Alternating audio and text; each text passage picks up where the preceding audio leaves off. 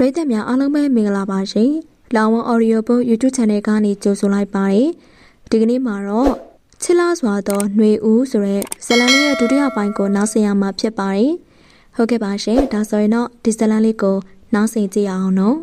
။နားလေးကိုတဝေဝေနဲ့တိုးဝဲလာနေတဲ့တန်စင်လေးຫນွေဦးမမမိုးရင်ကပြန်လာတဲ့ချိန်လက်ချက်တစ်ပတ်တက်ရင်နဲ့ဖုန်းထဲမှာလာနေတဲ့တချင်းလေးတစ်ပုဒ်ကိုနားထောင်နေမိရဲ့။ຫນွေဦး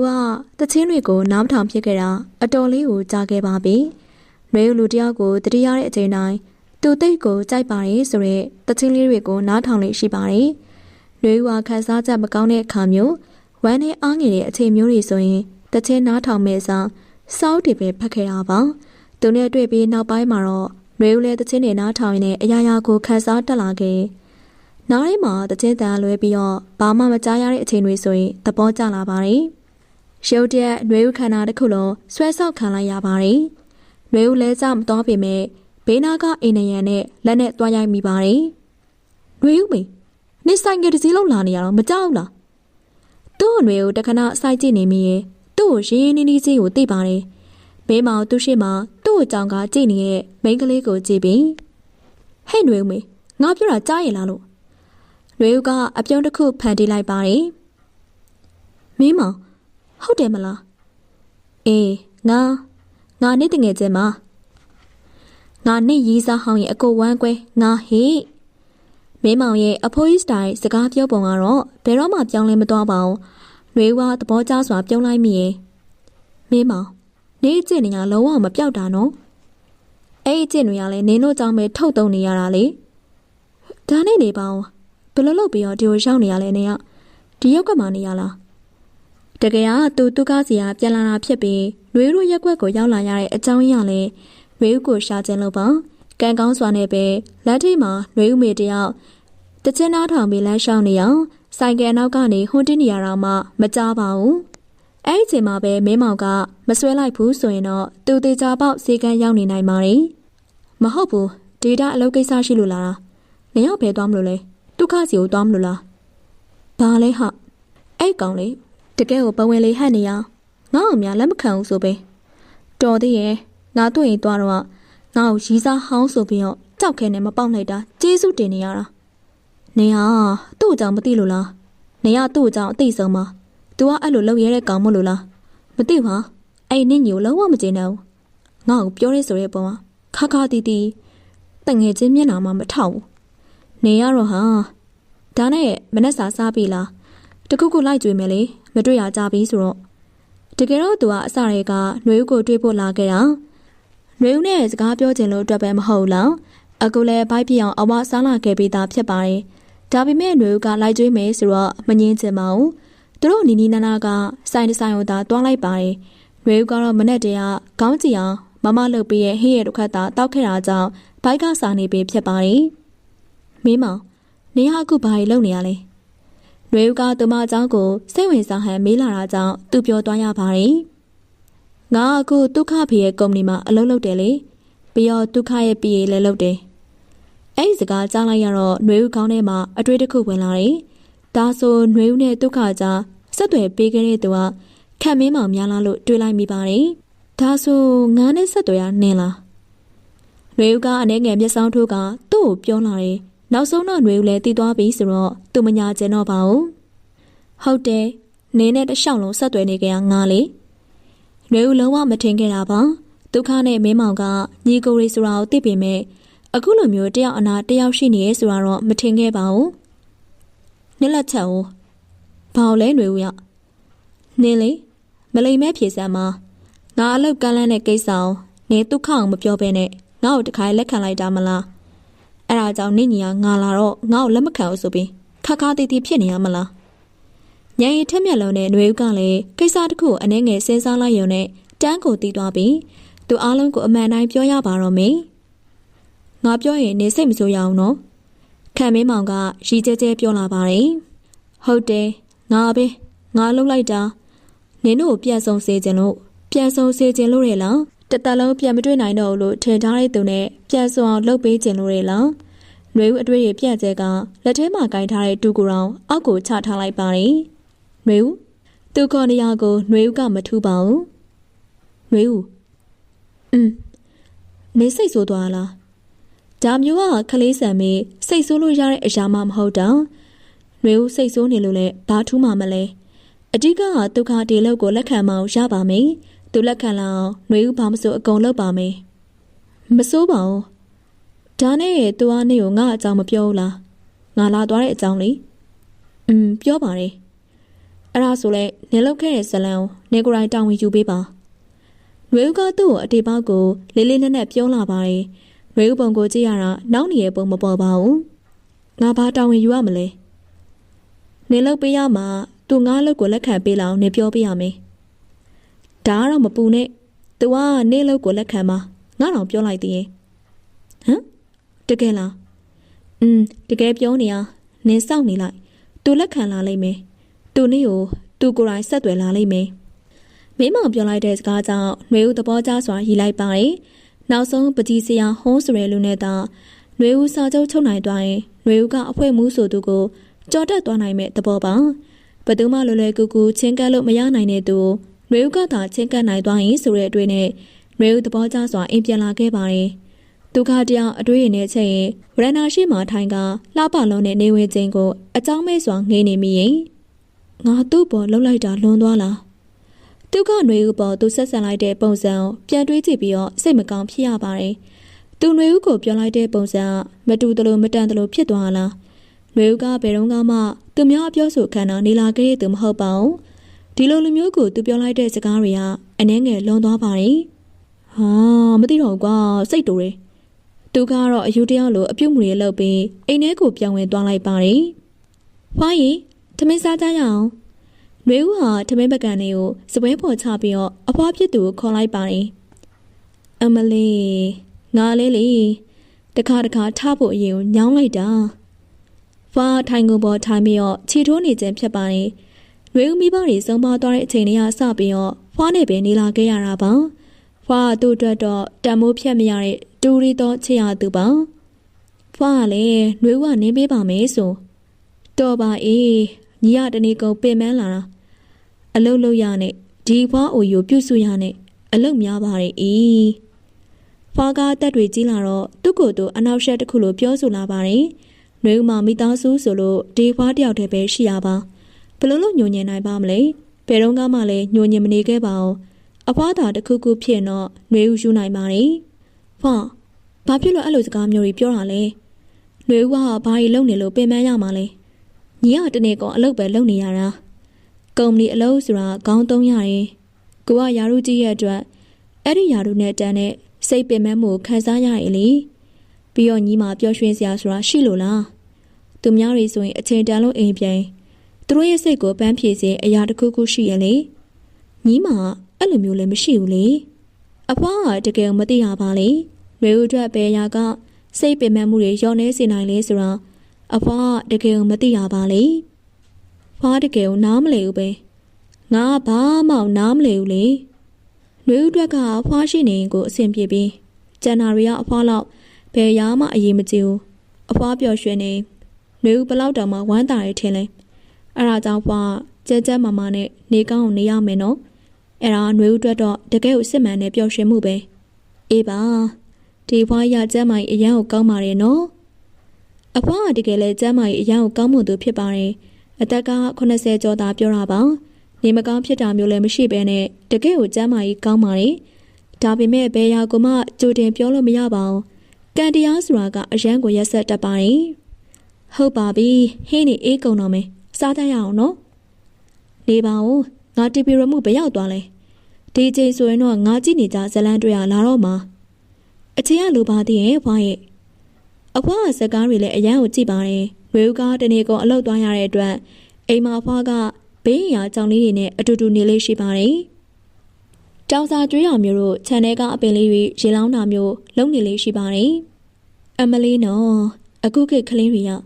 ဘာဖြစ်လို့အဲ့လောက်တောင်မှလှရတာလဲအသားရည်လေးတွေကလည်းကြီးနေရပဲနူးညံ့နေရပဲအဖွားကဇလန်တွေကမင်းသမီးကိုပြောနေခြင်းဖြစ်ပါတယ်အဖွားနှွေဦးလည်းအသားရည်ကောင်းပါတယ်နော်သူကပိုလာတယ်လို့ပဲကြည်စမ်းမအောင်စပင်းအယောင်လေးတွေကလှလိုက်တာ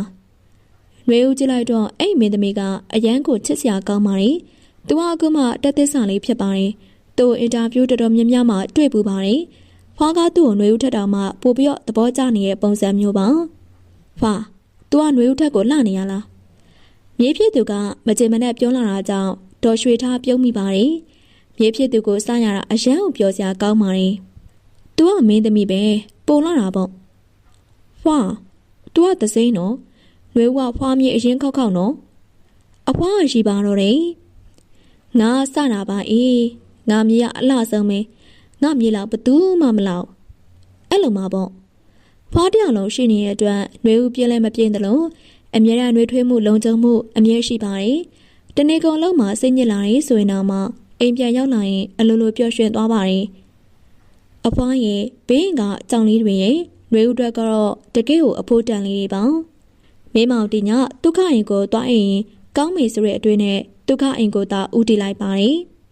မင်းမောင်ကြလာတော့တယောက်တည်းနေရတာတကယ်ကိုပြင်းမိပါတယ်ဒုက္ခညာဘက်တွေပကြီးဆွဲလေးရှိပေမဲ့ဒီနေ့ညကျတော့စိတ်မပါစွာခြံထဲထွက်ကကောင်းကင်ကြီးကိုအကြောင်းမဲစွာကြည့်နေမိပါတယ်ဟိတ်အပေါ်မှာဘာတွေရှိလို့လဲညဘက်ကြီးတိတ်ဆိတ်နေတဲ့အချိန်ကိုကလည်းကို့တွေးနဲ့ကိုဖြစ်နေတဲ့အချိန်ဒီလိုမျိုးလန့်စရာတန်တစ်ခုကိုကြားလိုက်ရတဲ့အတွက်ဒုက္ခရင်နဲ့တဲရချောက်ခံလိုက်ရသလိုလန့်ဖြတ်သွားပါတယ်ဟာမင်းရလေကွာလန့်လိုက်တာမင်းမောင်အဲ့ကောင်ကိုကြည့်ပြီးတော့ပုံလုံးနေလို့သာပြောလိုက်ချင်ပါတယ်လူတယောက်လာတာကိုမသိရပြင်သူကစိတ်တွေဘယောင်းနေလဲမသိဒီလောက်ချုံမောလုံးနဲ့မင်းမောင်ကိုတော့တဲရတယောက်တွေးလိုက်တယ်လို့လန့်သွားပါသေးရင်မင်းကောင်းထဲမှာဘာတွေစဉ်းစားနေလို့အဲ့လောက်တော့မှလန့်သွားရလဲစိတ်တွေပင်ပန်းလိုက်တာကွာဒုက္ခအရာရာကိုစိတ်ကုန်နေတဲ့ပုံစံမျိုးနဲ့ပြောလာပါတယ်ဒုက္ခဘာတွေဖြစ်နေရလဲမသိတော့ဘူးကွာဒုက္ခအခုလိုမျိုးဖြစ်နေတဲ့ပုံစံမြင်ရခဲ့ပါတယ်ဒီကောင်အကြောင်တောင်နေတတ်ပေမဲ့လည်းအခုလိုမျိုးစိတ်ဓာတ်ကျနေတဲ့ပုံစံမျိုးတော့မတွေ့ဘူးပါဘူးဒုက္ခငါ့ကိုကြည့်စမ်းမင်းတကယ်ပဲဘာတွေဖြစ်နေရလဲဒုက္ခမင်းမောင်ကိုစောင့်ကြည့်လိုက်ပါတယ်မင်းကြောင့်ငါကြောင့်ငါဘာလို့ထားလို့လဲမသိဘူးကွာအရာရာမင်းကြောင့်မင်းဒုက္ခစိတ်မရှိစွာပြောပြီးတဲ့နောက်အိမ်ထဲကိုပြောင်းဝင်သွားလိုက်ပါတယ်ဘာလဲကွာဒီကောင်ရမ်းထူးဆန်းနေမင်းမောင်လည်းအိမ်ထဲကိုဝင်တော့မယ့်အချိန်မှာလက်ထဲမှာကင်ထားတဲ့ဖုန်းမြစ်တန်းကြောင့်ဒီတယောက်ကလည်းဒီအချိန်ဘာကိစ္စရှိနေလို့လည်းမသိဘူးစကရင်ထဲမှာပေါ်လာတဲ့နာမည်ကြောင့်မင်းမောင်စိတ်ရှုပ်စွာပြောလိုက်ပါတယ်ဟယ်လိုနီနီကိုမင်းအခုအားလားနီနီဖုန်းပြောဖို့အဆင်ပြေလားဟုတ်ပြေးပါရဲ့နီနီပြောပါကိုအားပါတယ်တော်သေးတာပေါ့ဖုန်းဆက်ပြီးတော့မအားမအောင်တွေးပူနေရနီနီတို့စကားရှည်ချက်ကတော့လူရင်းကိုမရောက်တော့ပဲပြောချင်တာတွေသာပြောနေပါတယ်ဟုတ်ပြောပါဗျကိုမေးကျင်သွားတဲ့အချိန်တုန်းကလေဟိုစမ်းကုမ္ပဏီကဥက္ကဋ္ဌဆိုတဲ့လူလေအဲ့ဒါကိုမေးနဲ့ခင်နေမလားဟုတ်တယ်လေနီနီဘာဖြစ်လို့လဲဟိုသူနဲ့ဆက်သွယ်စရာအလုပ်လေးပေါ်လာလို့ပါအဲ့ဒါဖုန်းနံပါတ်လေးတစ်ချက်လောက်ပေးလို့ရမလားဒီစကားတွေပြောလာတဲ့ကဘာလို့တော့မလဲဆိုတာကိုမင်းမောင်သိနေပါတယ်စမ်းကုမ္ပဏီကတထေးကြီးကိုနေလိုက်ကမိန်းကလေးတွေကြားမှာအရန်ကိုနာမည်ကြီးပါတယ်သူကတကူတော့လူပြိုကြီးဖြစ်နေပေမဲ့သူနဲ့ပတ်သက်ခဲ့မှုတဲ့မိန်းကလေးကဘယ်နေရာဖြစ်ဖြစ်အများကြီးပါဘရန်နီတို့ဘာဇလန်းနေခေအောင်မလဲမသိပါဘူးလေရတာပေါ့ကို message ပို့လိုက်မယ်နော်ကျေးဇူးအများကြီးတင်ပါတယ်ကိုမင်းနောက်တစ်ခါကျမှတခုခုလိုက်ကြွေးမယ်နော်နီနီတခုခုကြွေးမယ်လို့ပြောတာဟိုးရင်တွေကဖြစ်ပါတယ်သူတို့ကအလုပ်ကြောင်းနဲ့အမြဲတမ်းတွေ့နေကြဖြစ်ပါတယ်အကူကြီးတခုခုယူပြီးရဲ့အချိန်တိုင်းလဲအဲ့ဒီစကားကိုအမြဲတမ်းပြောနေရဖြစ်ပါတယ်နီနီလိုလူကဒုက္ခတယောက်ကလွယ်ရင်ကျန်တဲ့သူတွေကိုအပြုံမပြောနဲ့မုတ်တောင်ဝဲကြီးရဲ့လူမျိုးမဟုတ်ပါဘူးရပါတယ်ဗျာဒီလူနဲ့ဒီလူကအာနာစရာမလို့တလို့တခုခုလိုက်ကျွေးနေရမယ်သူတွေမှမဟုတ်တာနီနီရဲ့ရပါတယ်ဟုတ်ကမင်းဒါဆိုရင်ဒါပဲနော်အကျွေးရတော့မှတ်ထားလိုက်တော့နီနီဘာသဘောကျနေလဲမင်းမောင်မသိတော့ပါဘူးရပါတယ်ဗျဒါဆိုရင်ကိုဖုန်းချလိုက်တော့မယ်နော်ဟုတ်ကိစ္စတခုကတော့ပြီးသွားပြီသူလဲနီနီတောင်းတဲ့လူရဲ့ဖုန်းနံပါတ်ကိုပို့ထားလိုက်ပြီးတော့အိမ်ထဲဝင်နောက်တစ်ချိန်ထပ်မိလာတဲ့ဖုန်းတန်းကြောင့်ဟာမပြီးနိုင်တော့ဒီတခါတော့သူ့ချစ်တော်ကြီးဆက်လာခြင်းဖြစ်ပါတယ်ဘာလဲကြော်ကြီးဟာမင်းရလေကွာဘာဖြစ်နေရလဲဘာဒေါသထွက်နေရလဲဘာကိစ္စရှိလို့လဲဒါပြောစမ်းပါမင်းကငါကိစ္စရှိမှဆက်သွယ်ရမှာလားဟုတ်တယ်အချိန်တိုင်းပဲဖုန်းနေဆက်မနေနဲ့ကိစ္စရှိမှသာဆက်သွယ်ကွာမ မင်းရလေကွာလာခဲ့ဘာလို့လာခဲ့ငါစောင့်နေမင်းဒုက္ခအိမ်မှာမလားအဲ့ဒီကောင်ပါတခါလေးခွန်လာခဲ့ဘာဆိုတဲ့တန်ကိုကြတော့မင်းမောင်ကတော့မငင်းနိုင်တော့ပါဟိုတကောင်ကတော့ဘလို့ရအောင်ခေါ်ရမလဲအေးကွာငါအခုထွက်လာခဲ့မယ်ဒုက္ခပါပေါင်းခေါ်လာခဲ့နော်အေးမမင်းမောင်ကအဲ့ဒီအပြင်ကိုတစ်ဆက်ကလေးမှမထွက်ချင်တဲ့အိမ်တွင်းပုံးကိုအပြင်ရအောင်ခေါ်ရပါတော့မယ်သူ့ပုံစံကိုကြည့်ရတာကလည်းတိတ်ပြီးတော့နေလို့မကောင်းတဲ့ပုံပဲဒီနေ့တော့ဒုက္ခကိုအပြင်ရအောင်လို့ခေါ်ထုတ်ရပါတော့မယ်ဒီနေ့တွေအလုပ်သွားရပါမယ်အဖွဲမှုနဲ့ဘာစကားတွေပြောရအောင်မလဲမသိပါဘူးရုံထဲကိုလေးပင်စွာဝင်လာတယ်ပျော်ရွှင်ခြင်းတစ်ဆက်ကလေးတောင်မှမရှိပါအလုပ်မှလုပ်ရတာအဆင်ပြေပါတယ်အလုပ်ကလူတွေနဲ့လည်းအဆင်ပြေပါတယ်တယောက်ပဲအဲ့တယောက်ကတော့လုံးဝကိုအဆင်မပြေရပါအခုလဲဘာတန်နေကြားရအောင်မလဲမသိပါဘူးမမ morning ညီမလေးတွေကအရန်ကိုချစ်စရာကောင်းပါတယ်သူတို့တွေနဲ့အလုပ်တူတူလုပ်လာတာကနေ့တော်လေးကိုကြာနေပြီဖြစ်ပါတယ်ဆက်ဆံရေးတွေအလုံးအဆင်ပြေပါတယ်အလုပ်ကိုယာရူတိုနဲ့တစ်ဖက်ရုံကပြောင်းလာတယ်ဆိုရင်အဖွဲမှုနဲ့တော့အလုံးကိုကွာခြားလာပါတယ်မော်နီအဲ့ညီမလေးကသူ့နားကိုရောက်လာပြီးတော့တူတူလေးစကားဆိုလာတယ်မမပည့်ရက်ချင်းနေဘလို့ရှိလဲဘာလို့လဲပကြီးစရာဟောကိစ္စလေဟုတ်ပါတယ်သူ့ပြဿနာလည်းရှိနေပါသေးရဲ့တကယ်တော့သူကຫນွေဦးအလုပ်ကိုလက်ခံလိုက်တယ်ဆိုတာတကယ်တော့မင်းမောင်ရဲ့ပြောတာဖြစ်ပါတယ်အလုပ်တွေကိုအကုန်လုံးစီစဉ်ပြီးမှတကောက်သားလက်မခံရင်ပြဿနာတက်နိုင်ပါတယ်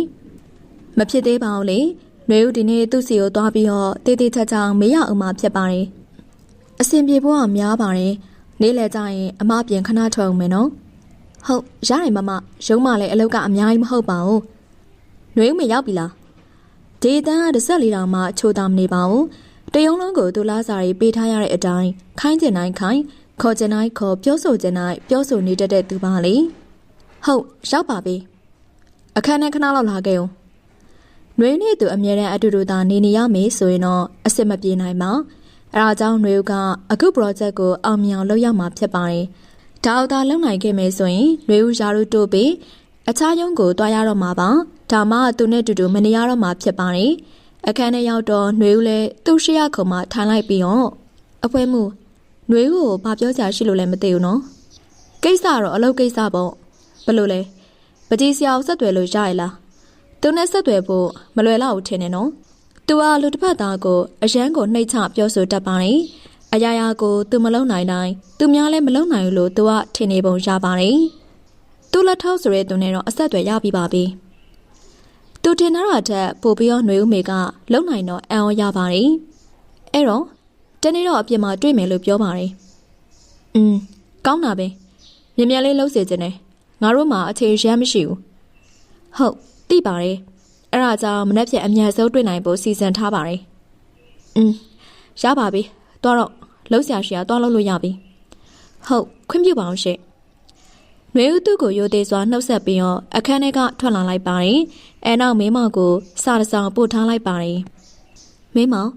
ငါတို့ချင်းမေးလို့ရနိုင်မလား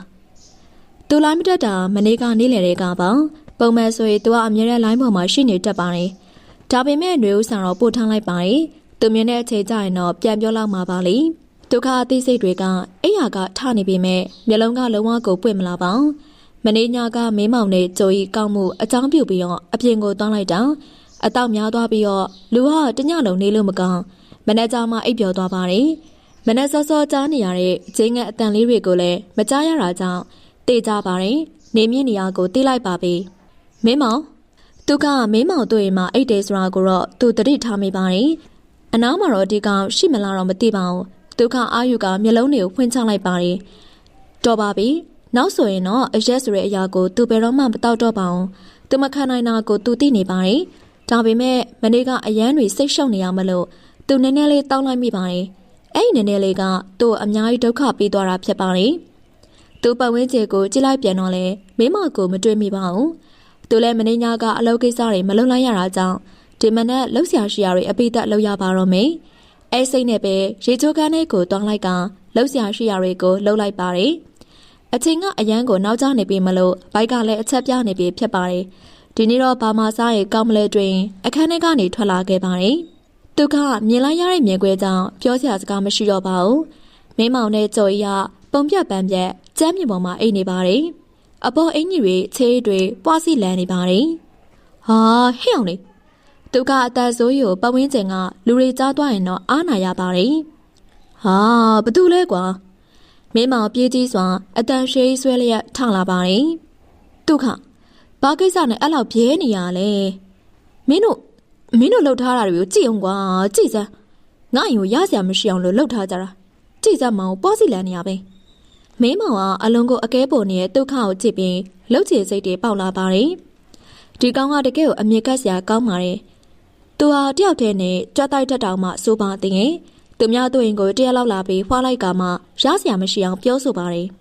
ရှင်းပေးမယ်ကွာစကားတွေမများစမ်းနဲ့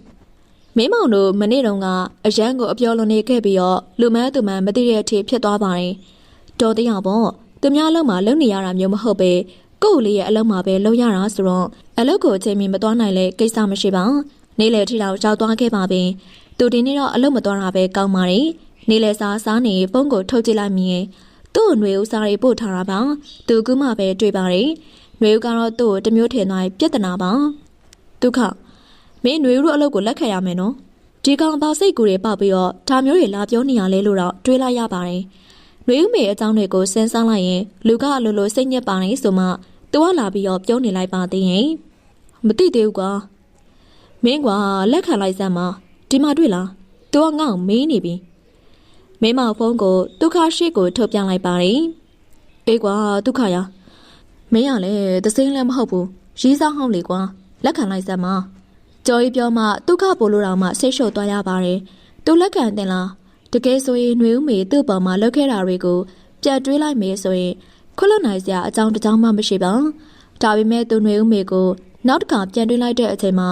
သိစိတ်ကတော့လက်မခံပေမဲ့မသိစိတ်ကသူ့အကြောင်းကိုအမြဲတမ်းတွေးနေမိရင်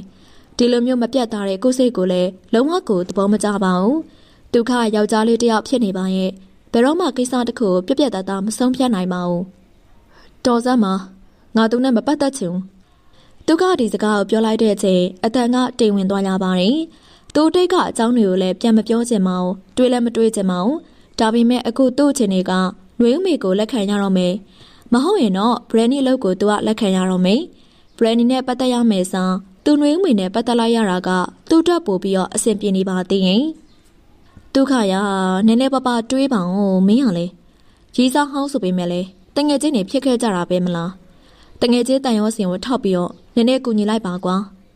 ကျော်ရမင်းမောင်တက်ဒုက္ခနဲ့စကားပြောရဖို့အဆင်ပြေပါတယ်ကျော်ရမင်းကလေးတွေနဲ့စကားပြောရင်ထင်းငေါ့နေတတ်သလားဒုက္ခနဲ့ဆိုရင်တော့ပြောရပေါ့ပါပါတယ်ကျော်ရီတို့လည်းဘွားမှာအကြောက်ဆုံးအရာတွေကမင်းကလေးတွေဖြစ်ပါတယ်ကျော်ရီပြောကိုဒုက္ခစဉ်းစားရပါတယ်သူပြောတော့လေအကြောင်းစီလျော်လာပါတယ်လူဆိုတာမပတ်သက်ချင်လို့ဒီတိုင်းမခေါ်မပြောဘဲနေလို့မှမရနိုင်တော့အ ਨੇ ဆုံးတော့အလုပ်ကိစ္စတာရင်နာရေးကိစ္စတွေနဲ့ပတ်သက်နေရမှာဖြစ်ပါတယ်အင်းကွာငါလက်ခံနေဒုက္ခပြောလိုက်တော့မင်းမောင်ကတော်ရဲဆိုတဲ့အကြည့်မျိုးနဲ့သူ့ကိုကြည့်လာပါတယ်ဘာလဲဘာကြည့်ရလဲဒုက္ခခက်မင်းမောင်ကိုစိတ်တူကငေါ့ပြောလိုက်ပါတယ်တော်ရဲလို့ပြောတာဒါဆိုငါຫນွေဦးကိုပြောလိုက်ပြီနော်ဒါနဲ့ဘယ်နဲ့ချင်းလိုက်ရမလဲတောက်ကြနေည8 နာရီဒုက္ခပြောကိုမင်းမောင်ကမျက်လုံးကိုမေးစင်းကြည့်ပြီးဘာလဲဘာကြည့်လဲမင်းရကွာလူကပ်ပဲည8 နာရီဘာလုပ်ဖို့လဲငါအလုပ်ရှင်နော်သူမလာနိုင်ငါနဲ့လက်မတွဲနိုင်အောင်ပဲရှိရပေါ့ဒုက္ခသူ့ကိုယ်သူဘဝင်မြင့်စွာပြောလာပြန်ပါတယ်အင်းကွာမင်းတနေ့ဝစ်လေအောင်မင်းခံမင်းမောင်ကဒုက္ခကိုကြည့်ပြီးတော့လက်ညှိုးထိုးလို့ပြောပါတယ်ကျော်ရတော့ဒီစကားဝိုင်းထဲမှာကြိတ်နေပါတယ်သူတို့ညီကိုရီးယားအမြင်အဲ့လိုပါအသက်ကလည်းတူနေရောတယောက်ကိုတယောက်ရိုသေလေးစားနေရမျိုးလည်းမရှိကြပါအမြဲသူတို့ကိုကျင်ကိုက်နေတာကများပါတယ်တယောက်နဲ့တယောက်အပြိုင်ဆိုင်စကနိုင်လုံနေတတ်ပါတယ်ရေဦးကတနေကုန်အလုံးမှာအလုပ်အရမ်းများနေရကြောင်းဖုန်းကိုတော့ဖွင့်မကြည့်အားပါဘူးသူမင်းမောင်ကိုစာပို့ထားတာမနက်ထဲကဆိုပေမဲ့တကောက်သားလေးစာပြန်ထားတဲ့ချိန်ကနေ့လယ်2 နာရီတည်းလေနောက်ဆုံးတော့ဒုက္ခသူ့လက်ခံသွားရှာပြီးတောက်ကြနေတွေ့မယ်ဆိုတော့နောက်တည့်အချိန်ရပါသေးအဲဒါကြောင့်တက်ကြွစွာလိုအပ်တဲ့စာရွက်စာတမ်းတွေကိုပြင်ဆင်နေလိုက်ပါတယ်အချိန်ကအတော်လေးကိုနောက်ကျနေပါပြီည6 နာရီမိနစ်30နဲ့ဒီချိန်ဆိုရင်စောင်းတွင်းဆိုတဲ့အတွက်ကြောင့်မှောင်နေပြီဖြစ်ပါတယ်ဖွားကတော့ຫນွေကိုမျောနေလောက်ပြီးဖွားကိုကုတလောအလုပ်တွေများနေရကြောင်းအချိန်အများကြီးမပေးနိုင်ပါဘူးအဲဒါကြောင့်ဒီနေ့တော့အင်ကိုစောကြီးပြန်မယ်လို့တွေးထားပြီးတော့ မိမောက်စီက message ရတော့လိုအပ်တာတွေပြင်ဆင်နေရတာနဲ့အချိန်ကကုန်သွားပြန်ရောဖွားကိုတတိတရားနဲ့ပုံစံလိုက်ပါတယ်မဟုတ်ရင်တော့ဖွားကစိတ်ပူနေမှဖြစ်ပါတယ်ဟယ်လိုဖွားနွေဦးတမီးလေးနောက်ကျနေရဲ့နော်ဖွားကတကယ်ကိုစိတ်ပူနေပုံရပါတယ်အတန်းနားထောင်တွေကနွေဦးခန်းစားမိပါတယ်ဖွားတမီးလှုပ်တယ်များနေလို့ပါအခုပြက်လာနေပြီဖွားပါစားကြလဲတမီးဝင်လာခဲ့မယ်လေတော်ပါနွေဦးရဲ့အိမ်မဟင်းနေအများကြီးရှိရဲ့အော်ဒါနဲ့လေဟိုကီကီစားဖို့အတွက်အသားချောင်းလေးနည်းနည်းဝယ်လာပေးပါအေးကီကီဆိုတဲ့တန်ကိုကြောင်းလိုက်တော့နွေဦးပြုံးလိုက်မိပါတယ်ကီကီကနွေဦးတို့အိမ်ဘေးကကြောင်ဖြစ်ပါတယ်သူကအမြဲနွေဦးတို့အိမ်ကိုလာပါတယ်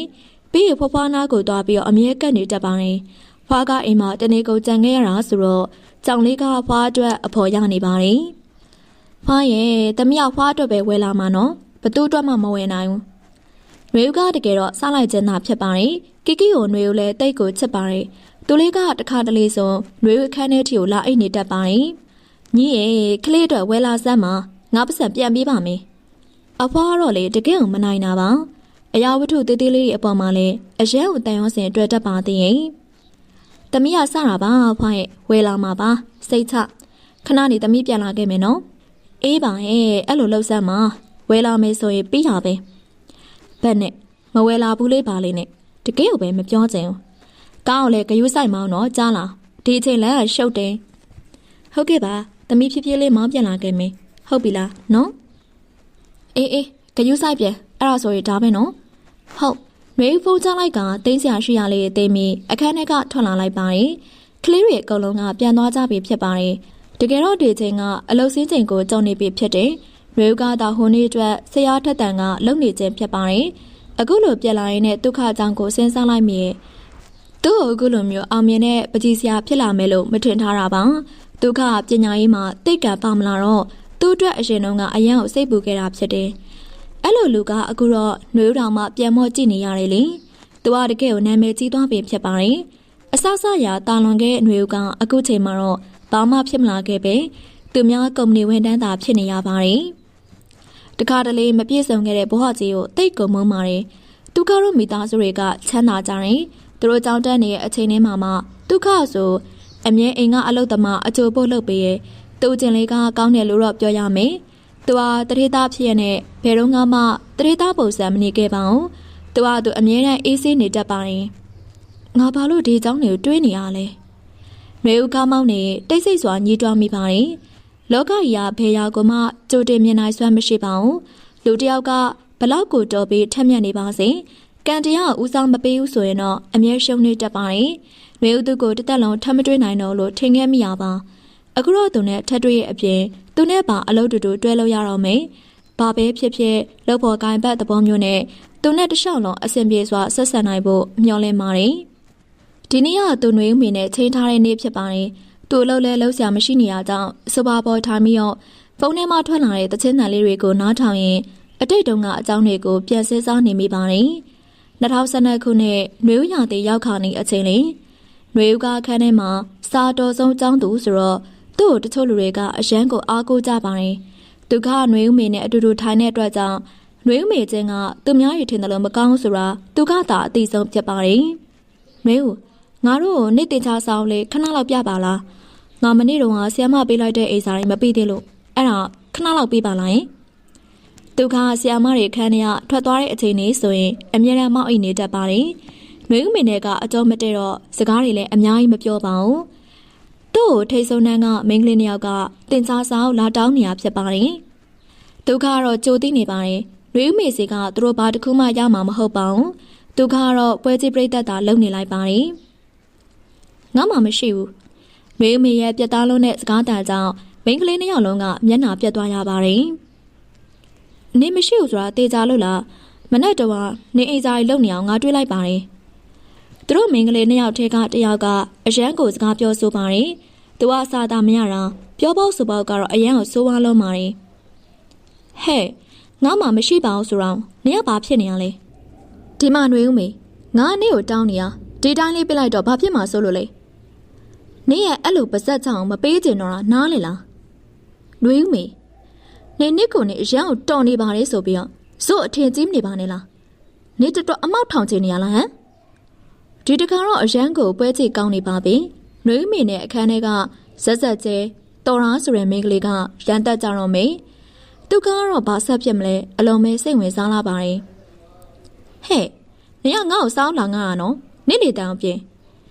နှွေးမိကတော်ရုံဆိုရင်အရန်မစိုးပါဘူးသူကသူ့ကိုတခုခုလာထိပ်ပါမှသာပြန်ပြောတတ်တဲ့သူဖြစ်ပါတယ်ဒုက္ခကတော့နှွေးမိကိုတားရတော့မှဖြစ်တယ်မဟုတ်ရင်တော့အကုန်လုံးရုံးခန်းထဲကိုရောက်သွားနိုင်ပါတယ်ဟေးနင်ဟေးတော်စမ်းငါအိတ်နေနားကြီးရေဒုက္ခလေတံမမနဲ့ပြောလိုက်တော့အဲ့ဒီမိန်းကလေးကအတော်လေးကိုအံ့ဩသွားတယ်လို့ပါသူတို့တခန်းထဲတောင်အတူတူကြောင်းတက်ကြတာသူတို့ကိုဘယ်တော့မှစကားမပြောဖြစ်ကြပါဘူးနှွေဦးမေနေကန်ကောင်းသွားတယ်မက်တော်ရာဆိုတဲ့မိန်းကလေးကနှွေဦးကိုလက်ညှိုးကောက်ကောက်ထိုးပြသွားကမကြေမနဲ့လက်ထွက်သွားပါတယ်နေပါလို့တာလဲနှွေဦးမေအဲ့လိုပြောလာတဲ့အတန်းကလုံးဝကိုအရင်ချိန်တွေနဲ့မတူချိုတာလုံးလာပါတယ်ငါဘာလို့ပေါ့ငါနားကြီးလို့ပါနှွေဦးမေရနော်တိတ်နေငါအိတ်ချင်လို့အဲ့လိုပြောကသူကစပွဲပေါ်ကိုပြန်မောက်အိတ်ပါတယ်ကောင်မလေးတယောက်ခက်ရည်ရည်လေးပြုံးလိုက်တာတော့ကောင်လေးတယောက်မြင်လိုက်မယ်မထင်ပါဘူးနှွေဦးသူ့ကိုတကယ်ကိုကျေးဇူးတင်မိပါတယ်ဘာလို့လဲဆိုတော့နှွေဦးကအနေအေးတယ်လူတိုင်းနဲ့စကားလည်းအယံမများပါဘူးအခန်းထဲကလူတွေနဲ့တော့နှွေဦးစကားပြောဆိုတာဆိုလို့သူကတယောက်သာရှိပါတယ်တော်ရာဆိုတာကနာမည်နဲ့မလိုက်အောင်အချစ်မကောင်းပါဘူးသူကအခန်းထဲမှာပတ်စံချမ်းသာတဲ့မိသားစုကတမီးဖြစ်ပြီးတော့သူရဲ့မိဘတွေကလည်းကျောင်းရဲ့အကျိုးတော်ဆောင်တွေဖြစ်တဲ့အတွက်သူကအရန်ကိုနာမည်ကြီးပါတယ်ဆရာမတွေရဲ့အရေးပေးမှုကိုခံရတယ်အဲဒါကြောင့်ပဲသူကအရန်ကိုထောင်ကျွားနေပြီးသူ့ကိုယ်သူဘသူ့မှဂရုမစိုက်ပါဘူးအဲ့လိုလူကနှွေဦးကိုအရင်ရန်လာစတာကိုနှွေဦးဟာညင်မခံနိုင်ပါဘူးသူ့ကိုတခုခုပြန်မလို့ရရင်တော့ညင်မခံမဲနဲ့ပြန်ပြောချင်ပါတယ်ဖွာကနှွေဦးကိုအမြဲတမ်းတင်ပြတယ်တိခန့်ကျအောင်မြင်ခြင်းနဲ့နှွေဦးအဲ့စကားကိုလက်မခံချင်ပါဘူးဖွာတို့လိုအသက်ကြီးရဲ့လူတွေကတိခန့်နိုင်လိမ့်မယ်နှွေဦးလိုဆဲကြောသက်တယောက်ကစိတ်ဆက်တတ်ပါတယ်ဘယ်လိုမှတိမခံနိုင်ပါဘူးနောက်ဆုံးသူတို့ချစ်သူတွေဖြစ်သွားပြီးတဲ့နောက်သူတို့တယောက်အကြောင်းတယောက်ပို့ပြီးတော့သိလာရပါတယ်သူတို့တွေဘယ်ကနေဘလို့တန်ရောစင်တွေတွေ့သွားလဲမသိပေမဲ့ချစ်ချင်းမြတ်တာတွေကအမြဲတမ်းထပ်တူကြနေပါတယ်နှွေဦးကလည်းသူ့ကိုနှွေးထွေးမှုပေးရဲ့ရက်ဖြစ်လိုက်ပြန်တက်လိုက်ကြောင်းနဲ့ကြွအတွဲဆိုပေမဲ့သူတို့တကယ်ကိုပျော်ရွှင်နေခဲ့ကြပါတယ်ဘီယာတောက်တာအဲ့လောက်တောင်မဆိုးလားသူကဒီနေ့နှွေဦးနဲ့ညစာစားဖို့အပြစ်မှာချိန်ထားတာဖြစ်ပြီးနှွေဦးကသူဘီယာတောက်ချင်တယ်ပြောလာတာကြောင့်ဒုက္ခလည်းဝယ်တိုက်လိုက်ရပါတယ်ဘလို့ပဲဖြစ်ဖြစ်သူတို့ကအခုချိန်မှာအရွယ်ရောက်ပြီးသားလူတွေလည်းဖြစ်ပါတယ်သူကအရက်ဘီယာမတောက်တတ်ပေမဲ့သူ့ရည်စားနုနုထွတ်ထွတ်လေးကြောင့်တောက်နေရပါတယ်ဟဲ့ဒုက္ခနေရလေယောက်ျားလေးဖြစ်ပြီးတော့ဘီယာရတာတော့မခံနိုင်ဘူးလားနှွေဦးနေရတကယ်ကိုပြိုင်ဆန်ရှားပဲငါလေးမတောက်နိုင်ဘူးစိုးလိုက်တာနှွေဦးဒုက္ခကိုကြည့်ပြီးတော့အော်မိပါတယ်ဒုက္ခကတကယ်ကိုလွန်လွန်ပါတယ်သူ့အရက်တောက်ခိုင်းတာလည်းမဟုတ်ဘီယာလေးတောက်ခိုင်းတာသူကအဖြစ်ကိုတဲနေပါတယ်ဟဲ့ငါလည်းမတောက်တတ်ပါဘူးနေရပို့လို့နေတကယ်တော့မတောက်ဘူးလားတေးကြလားနေပုံစံအေးဆေးပဲနော်ငါတခါမှမတောက်ဘူးကြည့်ရတာငါခါတာကြိုက်လို့နေမှာနှွေဦးမေကတကယ်ကိုလူထူးလူဆန်းပြတ်ပါတယ်သူကသူများနဲ့စန့်ကျင်ဘက်အရန်ကြိုက်တတ်ပါတယ်ချူရာထက်ခါတာကိုသူကပို့ပြီးတော့ကြိုက်ပါတယ်သူကကျင်းကားသေးလဲအလွန်ကိုကြိုက်တတ်တယ်တခါတလေကြည့်လိုက်ရုံနဲ့ခိုင်းရနေနိုင်တဲ့ကျင်းကားရွက်ကိုတော့တိုးစားပါသေးရင်သူ့ကိုတော့တကယ်ကိုလက်လန်ပါတယ်တခါသူတို့ချစ်သူတက်တန်းတလားပြေတော့ကပန်းစည်းလေးလက်ဆောင်ပေးရကုန်သူကမယူဘူးဆိုင်ကိုပဲပြန်ပေးလိုက်လို့ဆိုကဆိုင်ကိုပြန်သွင်းတဲ့လူဖြစ်ပါတယ်နှွေဦးရဲ့မတောက်ပါနဲ့တော့နေမူးမယ်နော်ငါမူးလို့ရှိရင်နေပြန်လိုက်ဖို့ပေါ့အေးပါငါလိုက်ဖို့မှာပါဒါမှမတောက်ပါနဲ့တော့လားခါပါတယ်ဟာအချွေတောက်နော်ဟဲ့ဒုက္ခနေမဲငါ့ကိုတိုက်မယ်ဆိုတပူတော့ကောင်တောက်ဒါပဲနှွေဦးမေဆိုရဲမိန်းကလေးပြောတဲ့စကားကိုပိုင်ဒုက္ခဆိုရဲကောင်ကဘယ်တော့မှညှင်းနိုင်စွမ်းမရှိပါဘူးနှွေဦးကသူ့အလိုလိုဆွဲဆောင်နိုင်ပါတယ်မိန်းကလေးတယောက်မှရှိတဲ့လူညံ့သိမ်မွေးမှုတွေနှွေဦးမှမရှိပေမဲ့လည်းနှွေဦးဟာသူ့ကိုအလွန်ကိုဆွဲဆောင်နိုင်ပါတယ်ဒီနေ့နှွေဦးကိုသူလာခေါ်မယ်လို့ပြောထားတာကြောင့်နှွေဦးတို့အကြောင်းကိုသူသွားရပါမယ်ဒါပေမဲ့လည်းသူမြင်လိုက်ရတဲ့မြင်ကွင်းကအမြင်မလားပါဘူးဟဲ့နေစီနီယာဆိုရင်ငေါ့အနိုင်ကျစ်ကျင်နိုင်ကျစ်လို့ရမယ်လို့ထင်လားဒီမှာနှွေဦးမေငါနေ့ထက်အကြည့်နော်ငါခိုင်းလို့ပေးအထုံးမတက်နဲ့ဟာနှွေဦးဟာဒုက္ခလာခေါ်မယ်ဆိုလို့ဂိဝါမှာစောင့်နေစဉ်နှွေဦးတက်နှစ်နှစ်ကြီးရဲ့တတရားနဲ့မှအကိုကြီးတွေကသူ့ သူ့အဆိုင်မန့်တွေလာရေးခိုင်းနေရဖြစ်ပါတယ်ဒီလုပ်တွေကຫນွေဦးနဲ့မဆိုင်ပါဘူးသူတို့လုပ်ရမယ့်အလုပ်တွေကိုຫນွေဦးကိုအခုလိုလုပ်ခိုင်းတာတော့တဘာဝမကြပါဘူးຫນွေဦးဒုက္ခဝေးရနေပဲຫນွေဦးကိုလှမ်းခေါ်လိုက်ရပါတယ်ဒုက္ခဘာဖြစ်နေရလဲဒီမှာလေသူတို့ပေါ့ငါ့ကိုသူတို့လုပ်ရမယ့်အလုပ်တွေလာလုပ်ခိုင်းနေຫນွေဦးကသူ့ကိုတခါတလေတော့ကလေးဆန်တဲ့အပြုတ်မူလေးတွေနဲ့ပြောတတ်ပါတယ်ဒီမှာအကိုတို့အေးဆေးပြောပါတော့ဗျာအကိုတို့လှုပ်ရှားရှိအောင်ဘာလို့သူ့ကိုလှုပ်ခိုင်းတာလဲကိုကိစ္စကိုယ့်အကိုလုံးမပေါ်ဗျသူကရန်လည်းမဖြစ်တတ်တယ်လို့သူများတွေနဲ့လည်းစကားသိမပြောတတ်တာကြောင့်သူစကားကိုဘယ်လိုပြောရမလဲမသိစိတ်ထဲရှိရတာပြောလိုက်ပါတယ်ဒီမှာမင်းကဘာကောင်းလဲငါတို့ကြောက်ဘာလာရှုပ်နေရလဲမဆိုင်တယ်လို့နေအဲ့ဒီကိုကြီးကအရက်လဲရှည်ပါတယ်ပြီးတော့ဗလားကလည်းဒုက္ခတက်အစာပေါင်းများစွာကြည့်ပါတယ်သူကအမှန်တိုင်းပြောရရင်တော့သူ့ကိုကြောက်ပါတယ်ဒါပေမဲ့ကိုယ့်ကောင်မလေးရှိမှမမမက်ရက်တီခြင်းနဲ့စိတ်ကြောင်းသာသူအားတင်းပြီးတော့ပြောနေရတာဖြစ်ပါတယ်အကိုစိတ်လျှော့ကျွန်တော်တို့အေးဆေးပြောရအောင်နော်တော်စမ်းຫນွေဦးမေလှုပ်ပေးမလားမလှုပ်ပေးဘူးလားပြောအချင်းတွေကတဖြည်းဖြည်းတင်းမာလာပါတယ်အောင်မငါလှုပ်ပေးစရာလားနင်ကຫນွေဦးကတကိတ်ကိုစိတ်တုန်နေတဲ့ပုံစံနဲ့အင်ကြီးလက်အစားကိုဆွဲတင်ကရန်ရှာနေပါတယ်ຫນွေဦးစိတ်လျှော့နော်ငါတို့ပြန်အောင်နော်ပြန်ရအောင်ဒုက္ခနင်ကဒီတိုင်းကြည့်နေတော့မှလားတခုခုပြောအောင်လေຫນွေဦးကသူ့ကိုစတင်ရက်ပါတယ်ຫນွေဦးပြန်ရအောင်ဟာရန်ဖြစ်တာမကောင်းပြန်မယ်နော်ကြားလားအေးမနေ့ပြန်မှတွေ့မယ်လာသွားမယ်ຫນွေဦးကအဲ့ဒီကိုကြီးတွေကိုမနေ့ပြန်မှတွေ့မယ်လို့ပြောကသူ့လက်ကိုဆွဲလို့ထွက်လာပါတယ်အခုသူ့ပုံစံဘယ်လိုဖြစ်နေလိမ့်မလဲတားကိုနှိပ်စက်တဲ့သူတွေစီကနေအမေဖြစ်သူကလက်ဆွဲကခေါ်လာတယ်လို့ဖြစ်နေမလားသူလည်းသူ့တွင်းနဲ့သူကြိတ်ရင်နေရပါတယ်သူရုတ်တရက်အတိတ်ကအကြောင်းတွေကိုတွေးရင်းနဲ့အပြစ်မှာဟာကနေယူလိုက်မိပါတယ်ဟမ်ပိုင်ဒုက္ခစိတ်ထိန်မင်းစိတ်ကိုပြန်ထိန်ရိုင်သွားလို့မဖြစ်ဘူးနော်လုံးဝမဖြစ်ဘူးနော်စိတ်ထိစမ်းသူကိုယ်သူသာအသိစိတ်ကအောင်လို့ပြန်ထိန်လိုက်ရပါတယ်သူဟာຫນွေဦးမေဆိုတဲ့မိန်းကလေးကိုအသိစိတ်ကစန့်ကျင်နေပေမဲ့မသိစိတ်ကအလိုလိုတန်းတာနေမိရဲ့သူဖြစ်တယ်ဒီအကြောင်းတွေကိုသူကိုယ်တိုင်လည်းတေချာဝေခွဲမရပါဘူးဟယ်လိုဒုက္ခအစင်းနေမယ်လားတစ်ဖက်ကတန်ကသူရန်ကိုအမြင်ကန်ရတဲ့သူရဲ့တူရီသောရန်ဖြစ်ပေါ်ရန်ဖြစ်ပတ်အကိုဖြစ်သူခတ်မဲမောင်ဘာအောင်စင်းနေလဲမင်း X ကိုတွေ့ဖို့ပြောနေရမနှောင်းနဲ့တော့ဟင်းအောင်မင်းတို့အရန်ကျဉ်နဲ့နေရမဟုတ်မကျဉ်နဲ့လည်းဘာမှလုပ်လို့မရတော့ဘူးကအေးမင်းရီထားတော့မင်းမလည်းကြမှာတိမင်းတော်ပါကွာခုနကတော့ Brandy ကဖုန်းဆက်တယ်သူအိမ်သစ်တဲ့အဲ့ဒါမနေ့ပြန်ညငါတို့လာခဲ့ပါတဲ့သူမင်းကိုဖုန်းဆက်လာလိုက်မယ်ဟာတပူကမငြိသေးဘူးနောက်တပူကလာပြီလားကွာမင်းကွာຫນွေဦးကမင်းအတွက်အပူမဟုတ်ပါဘူးကွာမင်းရလဲတော်စမ်းမှာသူ့ကြောင့်ဘယ်ရပါလာလဲမင်းသွားမှာလားအော်ငါ့မရောက်သွားရမယ်လေမသွားရင်မျက်နှာပြည့်ရလိမ့်မယ်မင်းမသွားစမ်းကွာငါမလိုက်ဘူးအလုံးရှုပ်လွန်းလို့ရောပိုင်ဒုက္ခရပြောရဆိုတာခတ်လိုက်တာကွာသူမင်းကိုဖုန်းဆက်လိုက်မယ်ဒါပဲကွာဒါပဲအလောက်ကအားရမဟုတ်ဟာကွာအာယုံနောက်တယ်ဒါနဲ့မင်းဘာစားပြီလဲဒီလို့သူနဲ့ဘလောက်ပဲမတည့်ဘူးဆိုစေအောင်တော့အနှဲငယ်တော့စိတ်ပူရပါတယ်သူကတိတ်ကိုချူကြတယ်အပြင်းကလည်းကြည်ရကြောင်းထမင်းသုံးနဲ့စားဖို့ကိုအတော်လေးကိုပြောယူရတယ်ချက်လည်းမစားဝယ်ပဲစားနေရောစိတ်ပူရပါသေးရင်ပြီးပြီမနေ့ကလုပ်ပေးထားတာတွေမိုက်ခရိုဝေ့ထဲမှာနှွေးထားတယ်အဲ့ဒါပဲစားလိုက်တာအော်အေးစားပြီးပြီဆိုရင်တော့ပြီးရောငါညမလာခဲ့မယ်မင်းကဘာလို့လာမှာလဲလာရမှာပေါ့ကွာတော်ကြမင်းတို့နှစ်ယောက်ထားတတ်နေဘယ်လိုလုပ်မလဲခလေးလာကွာမတတ်ပါဘူးဒါပဲပုံဆွဲဦးမယ်အေးပါကွာဒါပဲသူကမင်းမောင်နဲ့ဖုန်းလေးပြောပြရုံရှိတယ်မင်းမောင်ပြောသလိုဘရန်နီကသူ့ကိုဖုန်းခေါ်လာတယ်သူနားကြီးရပါအောင်မင်းဟယ်လိုနီနီဆရာရဲ့ဘယ်သွားနေရလဲခေါ်လိုက်ရတာမအားသေးပါတဖြစ်ပဲပြောနေမဟုတ်ပါဘူးနီနီရဲ့ကျွန်တော်အပြင်ရောက်သွားလို့ပါဟုတ်ပါပြီဆရာရဲ့အမြဲတမ်းစင်ကြေစင်လက်ကြီးပဲထားပါတော့နီနီအခုပြောမှမနေ့ပြန်နီနီအိမ်တက်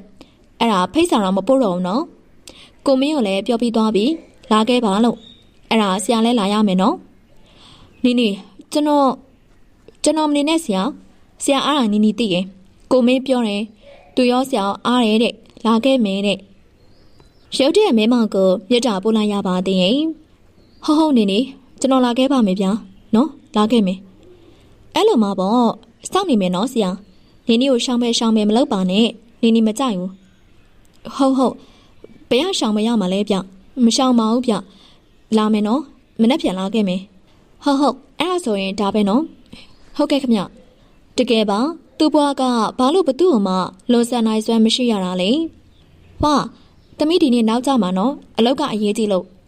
ဒီနေ့ဒုက္ခနဲ့တွေ့ရတော့မှမလို့ຫນွေဦးအိမ်ပြန်နောက်ကြနိုင်ပါတယ်ဖွားကားသူ့မပြောရင်သူစိတ်ပူနေနိုင်ပါတယ်အဲ့ဒါကြောင့်သူကြိုပြီးတော့ဖုန်းဆက်ရပါတယ်အေးပါကွယ်အလောက်ကိုဂယုဆိုင်ပြန်လဲတေချာပြန်လာကြားလားဟုတ်ကဲ့ပါရှင်ညစာလဲစားနေနော်သမီးပြန်ရင်အစာပြေစားဖို့တခုခုဝယ်လာပေးမယ်ရှားပါတယ်ကွယ်အလောက်ကိုသာတေချာလို့ဟုတ်ဒါပဲနော်ဖွာຫນွေဦးကတော့အလောက်စင်မီဖြစ်တဲ့အတွက်ဒုက္ခရင်ကိုဥတီလိုက်ပါတယ်ဗမာလဲစာချုပ်ကနောက်ဆုံးမှာတော့ဒုက္ခအလုပ်ကိုလက်ခံရဖို့အတွက်သူတို့ရဲ့စာချုပ်မှာလက်မှတ်ထိုးရမှာဖြစ်ပါတယ်ဒီမှာတေချာလေးကြည့်ပြီးတော့လက်မှတ်ထိုးလိုက်ຫນွေဦးအိတ်တဲကစာချုပ်ကိုထုတ်လိုက်ပြီးဒုက္ခကိုပေးလိုက်ပါတယ်ဒုက္ခလည်းအရန်ကိုစိတ်ရှုံနေတဲ့ပုံစံနဲ့ဘေးနာကခြားထားတဲ့ဘောပင်ကိုကောက်ယူလိုက်ပြီးတော့လက်မှတ်ထိုးလိုက်ပါတယ်ຫນွေဦးအခုစိတ်ထဲမှာရှိနေတဲ့ပူပန်မှုတွေကတဝက်လောက်တက်တာသွားပြီလို့ပြောလို့ရပါတယ်နောက်ဆုံးဒီလောက်ကိစ္စတွေသာပြီးဆုံးသွားခဲ့မယ်ဆိုရင်ຫນွေဦးတခြားရုံးကိုပြောင်းပြီးတော့အလုပ်လုပ်နိုင်တော့မှာဖြစ်ပါတယ်။ຫນွေဦးရဲ့အဓိကရွယ်ချက်ကအလုပ်ပြောင်းနိုင်ဖို့ဖြစ်ပါတယ်။ကဲဒေါ်ຫນွေဦးမေခမရရဲ့အလုပ်ကိစ္စလည်းအဆင်ပြေသွားပြီဆိုတော့ကျွန်တော်ဘာပြန်လုပ်ပေးမှလဲပြောပါဦး။တခြားလိုဘေးနားမှာငြိမ်ကြည့်နေတဲ့မဲမောင်ကပြောလာခြင်းဖြစ်ပါတယ်။ငါကဘာပြန်လုပ်ပေးရမှာလဲ။ຫນွေဦးရနေတကယ်အလိုက်မသိတော့ပဲတခုခုပြန်လုပ်ပေးတဲ့နဲ့မထင်ဘူးလား။ငါစတာပါဟဲ့မနေ့ပြန်ကြရင်တခုခုလိုက်ကြွေးမယ်နေရတော့ message ပို့ပေးမယ်ဟုတ်ပြီဒါဆိုရင်စောင့်နေမယ်အဲ့ဒါဆိုရင်ပြန်တော့မယ်နော်အိမ်မအဖွားကစောင့်နေရဟုတ်တာပဲနေကိုစိတ်ပူနေတော့မှာငါလိုက်ပို့ပေးရမလားသူကမဲမောင်ကိုအရန်ကိုအမြင်ကက်ရပါတယ်လူဦးမေကိုသူဆက်ဆံတဲ့ပုံစံတွေကတကယ်ကိုတခြားမိန်းကလေးတယောက်ကိုဆက်ဆံတဲ့ပုံစံတွေနဲ့မတူဘဲနဲ့လုံးဝကိုကွဲပြားတယ်သူ့ပေါ်မှာဆိုရင်အရန်ကိုအရေးပေးရလို့ထင်မိပါတယ်တကားတလေအတွေးစိုးတွေဝင်လာတတ်ပါတယ်။မဲမောင်များຫນွေဦးမေကိုကြိုက်နေသလားဆိုရင်အတွေးတွေလည်းတွေးမိပါသေးရဲ့။ရပါတယ်ကားပါပါတယ်။နောက်တစ်ခါနေုံအလဲလာခဲ့မယ်နော်။အဖွားငါ့ကိုမှတ်မိသေးလားမသိဘူးနော်။နင်တို့အကုန်လုံးကို तू မှတ်မိရဲ့။တော်သေးရပေါ့။အဖွားကိုလည်းပြောပေးအောင်နော်။ငါတတိယနေရဲ့လို့။ရရလေပြောပေးမယ်။ဒါနဲ့မနှက်ဖြန်မနှက်ပိုင်းအားလား။မနှက်ပိုင်းလာလို့အဆင်ပြေလား။အလုပ်လဲပိတ်တယ်ဆိုတော့မနှက်ပိုင်းပြင်မှာလိုက်ကြွေးမယ်လေ။မနက်ပိုင်းရမအောင်ဟာဘရန်နီရဲ့အိမ်တက်ပွဲသွားရမှာ။အော်ဟိုမင်းသမီးလား။ဟုတ်တယ်သူပဲ။ရပါတယ်။အဲ့ဒါဆိုလဲနောက်နေမှာပေါ့။အဲ့လိုပြောကຫນွေဦးမေကဒုက္ခကိုတော့တစ်ချက်ကလေးဂိမ်းမဆိုင်ပဲနဲ့ထွက်သွားပါတယ်။မေမောင်ကတော့အနောက်ကနေလိုက်သွားတယ်။ဒုက္ခအခန်းထဲကစူပါပေါ်မှာထိုင်ကျန်ခဲ့ပါတယ်။ຫນွေဦးမေတို့ကသူလိုချင်တာရပြီဆိုရင်သူ့ကိုယ်တော်ဂိမ်းမဆိုင်ပဲနဲ့ထွက်သွားတတ်တဲ့သူမျိုးပါ။လွန်ခဲ့တဲ့နှစ်တွေတုန်းကလည်းအဲ့လိုမျိုးပါပဲ။အကြောင်းပြချက်မရှိပဲသူ့ကိုလမ်းခွဲခဲ့ပြီးဘာအကြောင်းပြချက်မှမရှိပါဘဲနဲ့သူ့ကိုဆက်သွယ်ဖြတ်ခဲ့တာပါဒုက္ခသာအတိတ်မှာအခုချိန်တည်းရုံမထွက်နိုင်ဘဲနဲ့ပိတ်မိနေရဖြစ်ပါတယ်ဒုက္ခတော့သူနဲ့တပြေးပြေးဝေးကွာသွားတဲ့ရွေဦးကျော်ပြင်ကိုကြည့်ပြီးအတွေးများစွာနဲ့ကြံခဲ့ပါတယ်ဒုက္ခဘာဖြစ်နေရလဲမေမောင်ခန်းနဲ့ပြန်ဝင်လာတော့မျက်နှာကမအီမတာဖြစ်နေတဲ့ဒုက္ခကိုကြည့်ပြီးမေးလိုက်ပါတယ်ဘာမှမဖြစ်ပါဘူးအဲ့လိုဆိုကသူကချက်ချင်းထပြီးအခန်းထဲဝင်သွားပါတယ်ဟာဘာလဲကွာမင်းမောင်ကအစားကတော့သူနဲ့တူတူနေပြီးမှပြန်မဲလို့လှုပ်ထားတာကိုတကောက်သားကဘာဖြစ်မှန်းမသိတော့သူလဲတကားတွေပိတ်ကပြန်လာခဲ့ရပါတယ်မနေ့ပြန်ဘရန်နီရဲ့အင်တက်ကလည်းတွားရအောင်မှဖြစ်ပါတယ်သူကအဆွဲလန်းကြည့်ရင်သူ့ဘဝမှာဘယ်မင်းကလေးကိုမှမချစ်ခဲ့ဘူးပေါ့ຫນွေဦးတယောက်သားຫນွေဦးတယောက်ထဲကိုသာသူချစ်ခဲ့တာဖြစ်ပါတယ်ဒါပေမဲ့ຫນွေဦးမေကသူခန်းစားချက်တွေကိုလှောင်ခဲ့ပါတယ်သူတို့လမ်းခွဲညကຫນွေဦးမေကသူ့ကိုဘာပြောခဲ့လဲဆိုရင်ငါရမ်းစိတ်ပင်ပန်းနေလမ်းခွဲရအောင်သူကအဲ့စကားကိုကြောက်လိုက်တဲ့အချိန်ရှင်ထဲမှာဘလောက်တောင်မှစူပူသွားလဲဆိုတော့ຫນွေဦးမေတော့သိမယ်မထင်ပါဘူးသူကလက်မခံနိုင်ပါဘူးသူမားတွေရှိခဲ့လဲပြုတ်ပြင်ပါမယ်လို့အတင်းတောင်းမှန်တာတော့သူကတစ်ချက်ကလေးမှလည်းမကြည့်ဘဲနဲ့ထွက်သွားခဲ့တာပေါ့ဒီမြေကွင်းနေဆိုတာလေဒုက္ခတစ်သက်လုံးမေ့မယ်မထင်ပါဘူးသူဘွားဒုက္ခတက်ခက်ခဲပင်ပန်းတာကိုဒုက္ခနားလေပါတယ်ဒါမှမဟုတ်ဘလောက်ပဲပင်ပန်းနေဆိုစေအောင်တော့ ချစ်သူချင်းချင်းပဲတိုင်တိုင်ပင်ပင်ညှိနှိုင်းကြရမယ်မဟုတ်ပါလားဒါကိုသူကအပြစ်မရှိတဲ့ဒုက္ခကိုစွန့်ပစ်ခဲ့တာပါနွေဦးပြန်လာပြီဖွားကားကူးချေတဲ့အိမ်ထဲမဝင်သေးပဲနဲ့နွေဦးကိုခြံထဲကိုထွက်ကစောင့်နေပါတယ်ဖွားရဲ့အေးတယ်လေဘာလို့ပြင်ထွက်နေရလဲငါညီးကိုစောင့်နေရလေစောင့်တာတော့သိရဲ့လေဖွားရဲ့အပြင်ကဒီလောက်အေးအောင်ဖွားဆယ်ကျော်သက်မဟုတ်တော့ဘူးနော်ငယ်ရွယ်တုန်းကလိုခံနိုင်မရှိအောင်အထက်မှာထိုင်ဆောင်လဲရနေအောင်လာပါထဲသွားမယ်ကီကီလည်းဖွားနာမှာရှိပါတယ်ဒီညတော့ကီကီတို့နွေဦးခန်းမှာအိတ်တော့မေးဆိုတာကြိုသိနေပါတယ်ဘယ်လိုလဲအလုပ်ကအဆင်ပြေရဲ့လားဟုတ်ပြေပါတယ်လက်မှတ်လည်းထိုးလိုက်ပြီးနောက်နေ့လူကြီးတွေနဲ့ပြေးတွေ့လိုက်ရပြီဒါဆိုအိမ်သားအယုံပြောင်းနိုင်ပြီပေါ့နော်ဖွားကအကုန်သိနေပါတယ်နွေဦးအလုံးမှာအဆင်မပြေတာတွေကိုဖွားကအကုန်သိနေရဖြစ်ပါတယ်အလုံးစင်ပြေတော့အပြောင်းတင်မယ်လေအေးပါကွယ်အိမ်နဲ့နေရောကောင်းတာပေါ့အဲ့ဒါမှငါလည်းစိတ်ချရမှာဟုတ်ကဲ့ပါဖွားရဲ့အိတ်တော့လေမနေ့ပြန်လဲတရားစခန်းသွားရအောင်မယ်မလားအေးဟုတ်တယ်လိုက်မလားဒေါ်ရင်းတို့ကနေကိုလာခဲ့အောင်လေမနေ့ပြန်သမီးမအောင်ဘူးအလုံးလုံးမယ်ဟိုလေဖွားတီလားဟိုနေ့ကလမ်းထိပ်ကဆန်ဆက်အိမ်ကလေလာပြောတယ်မလားသူတို့ကလေးကိုဆယ်ရန်စာတင်ဖို့ဂိုက်ခေါ်ရဲဆိုတာလေအဲ့ဒါသမီးသွားပြောလိုက်တာတင်မေးမယ်လို့အဲ့ဒါမနေ့ပြန်သူ့စီကိုသွားရမှာမြေဖြစ်သူကအလုံးနဲ့ပတ်သက်လာရင်အလုံးလောပါကြည့်ပါတယ်သူလည်းတကယ်မနိုင်ပါဘူးကုမ္ပဏီလောက်ကပင်ပန်းနေပြီကိုပရက်ကိုဂိုက်ကတင်အောင်မေးတဲ့ຫນွေဦးကပတ်စံလူလို့လားပတ်စံလူတိုင်းအလုံးလုံးစရာမလိုဘူးနော်အဖွားမှာပတ်စံနေအများကြီးရှိရင်နင်းပေးထားတဲ့ပတ်စံတွေကိုငါမသုံးဘဲနဲ့တင်ထားရင်နေလိုအပ်တာရှင်အဲ့ဒါတွေယူလိုက်လို့ရတယ်သမီးမလိုပါဘူးဖွားရဲ့ပတ်စံမလိုရင်ဘာလို့အလုပ်ကိုသွားလျှောက်လဲကုမ္ပဏီကအလုပ်များရတဲ့ကြားတယ်ပရက်လေးပဲနားရတာဘာလို့ပြင်လောက်ကလုပ်နေရသေးလဲအဖွားအနွေဦးကိုပင်မမှာဆိုလို့ပြောရဲဆိုတာကိုသိပါတယ်ဒါပေမဲ့အနွေဦးတို့ဘွားကအဆင်ပြေနေုံနဲ့မလုံလောက်ပါပိုရှန်ကျင်ပါတယ်ဖွားကိုဒီထက်ပိုကောင်းတဲ့အင်ကြီးမှာထားကျင်ပါသေးရဲ့အခုစားနေရဲ့အစားအစာတွေတက်ကောင်းတဲ့အစားအစာတွေကိုအများကြီးကျွေးကြပါသေးရင်အခုနွေဦးလုံးနေအလောက်ကရိုင်းလာစာကဖွားရဲ့နွေဦးရဲ့နှစ်ယောက်အတွက်အလွန်ကိုလောင်းငါပါတယ်လောက်တယ်ဆိုတာတက်ကိုနွေဦးကပိုရှန်ကျင်လို့ကိုအလောက်ကိုရှာတာဖြစ်တယ်ပြီးတော့လန်ထိတ်ကဆန်ဆက်ဆိုတာလေနွေဦးတို့တိလာခင်လာတာနှစ်ပေါက်နေပြီဖြစ်တယ်သူတို့မှာတားကြီးတယောက်အခုတားငယ်လေးတယောက်နှစ်ယောက်သာရှိပါတယ်တားကြီးကလည်းနွေဦးထက်နှစ်နှစ်သာငယ်ပါတယ်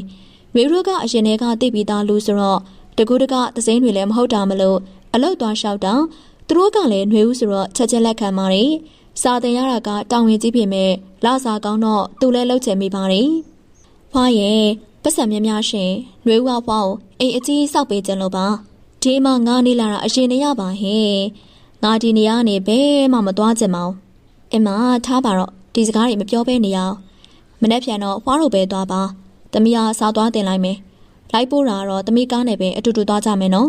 အပြန်ကြရင်လေသမီးပဲလာကြမယ်နော်အေးပါ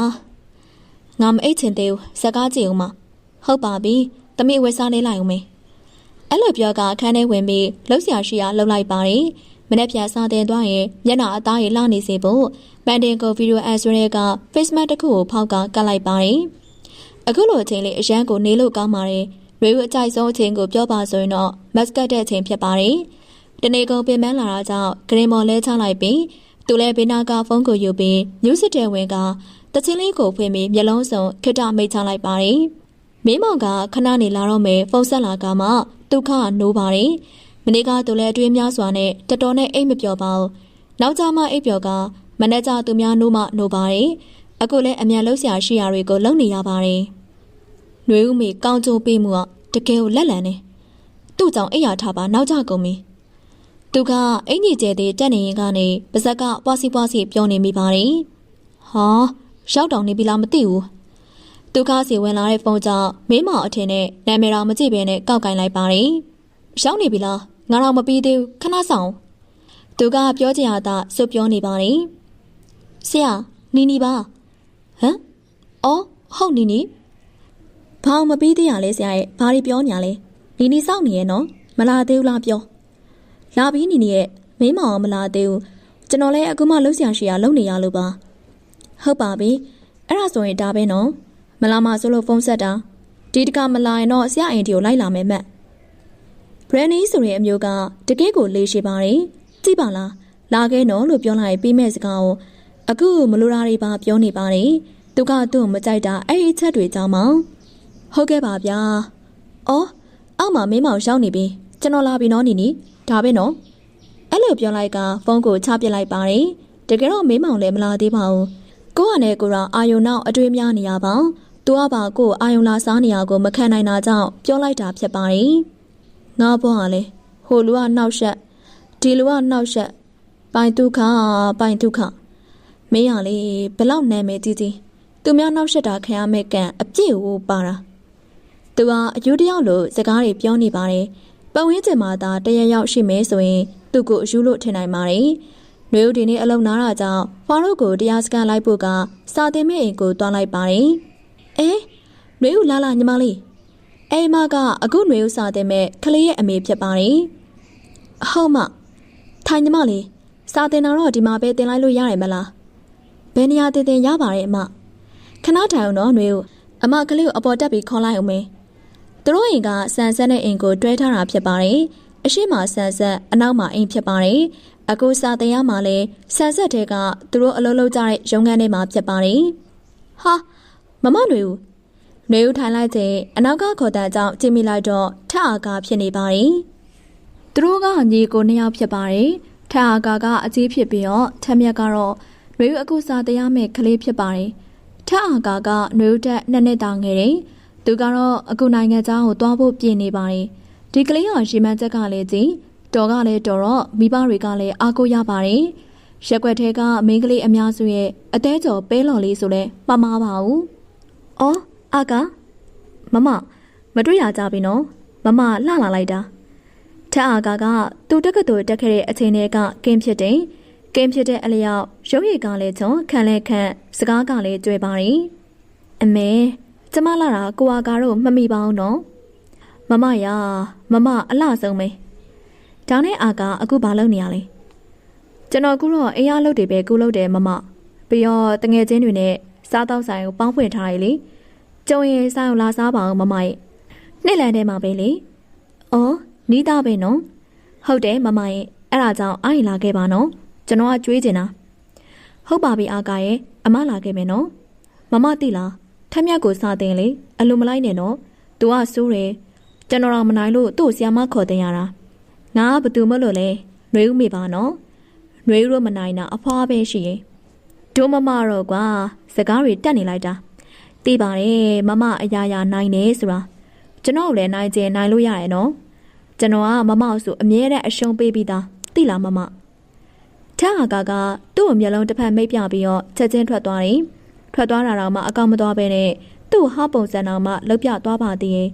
ဒီကလေးဟာတကယ်ကိုတော်ကီကောင်းပါတယ်အဲဒါကြောင့်သူကြောင်းတက်တုန်းကအသေးခွဲပင်ရဲ့ပလေးပွိုင်းလို့နာမည်ကြီးခဲ့တာဖြစ်နိုင်ပါတယ်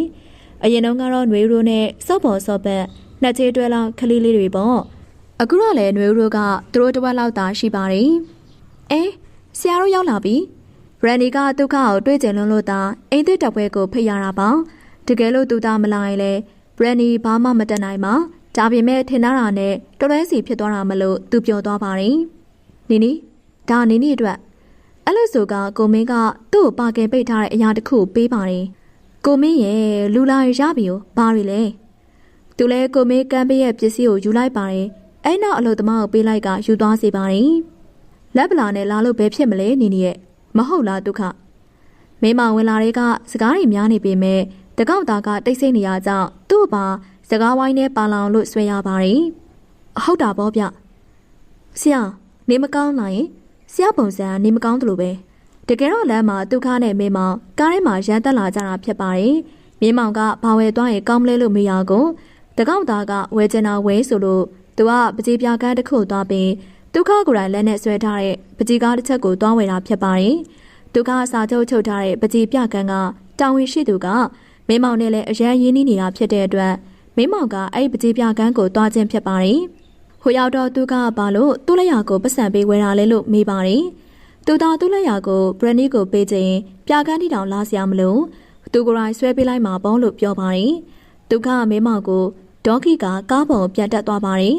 သူလည်းအလျှော့ပေးကဒုက္ခပကြီးကောင်မဝယ်လိုက်ပင်တ တခြားအကြည့်ကောင်လှပနေရဲ့ပကြီးကတစ်ချက်ကိုသာဝင်လာလိုက်ပါတယ်နီနီတာအဲ့ထုတ်ကိုဖွင့်ကြည့်လို့ပကြီးကတစ်ချက်ဖြစ်နေရကိုသိသွားခဲ့ရင်တော့တေချာပေါက်ဒုက္ခသူ့ကိုဆွဲပေးရလို့ထင်သွားနိုင်ပါတယ်နေကောင်းပါလေနီနီမနက်ကရေနဲ့ချိုးလိုက်တော့နည်းနည်းတစ်မျိုးဖြစ်သွားတာ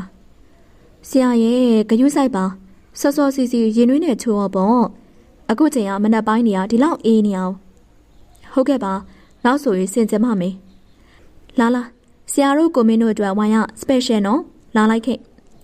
နီနီခေါ်ဆောင်ရာကိုသူတို့လိုက်သွားလိုက်ပါတယ်နီနီရဲ့အိမ်တက်တက်ကဒီတိုင်း private session လုပ်တာကြောင့်ဘယ်မီဒီယာမှလည်းမလာကြပါဘူးလုပ်ငန်းရှင်တယောက်နဲ့သူ့ရဲ့တငယ်ချင်းမိတ်ဆွေသူ့ရဲ့ assistant တွေသာရှိပါတယ်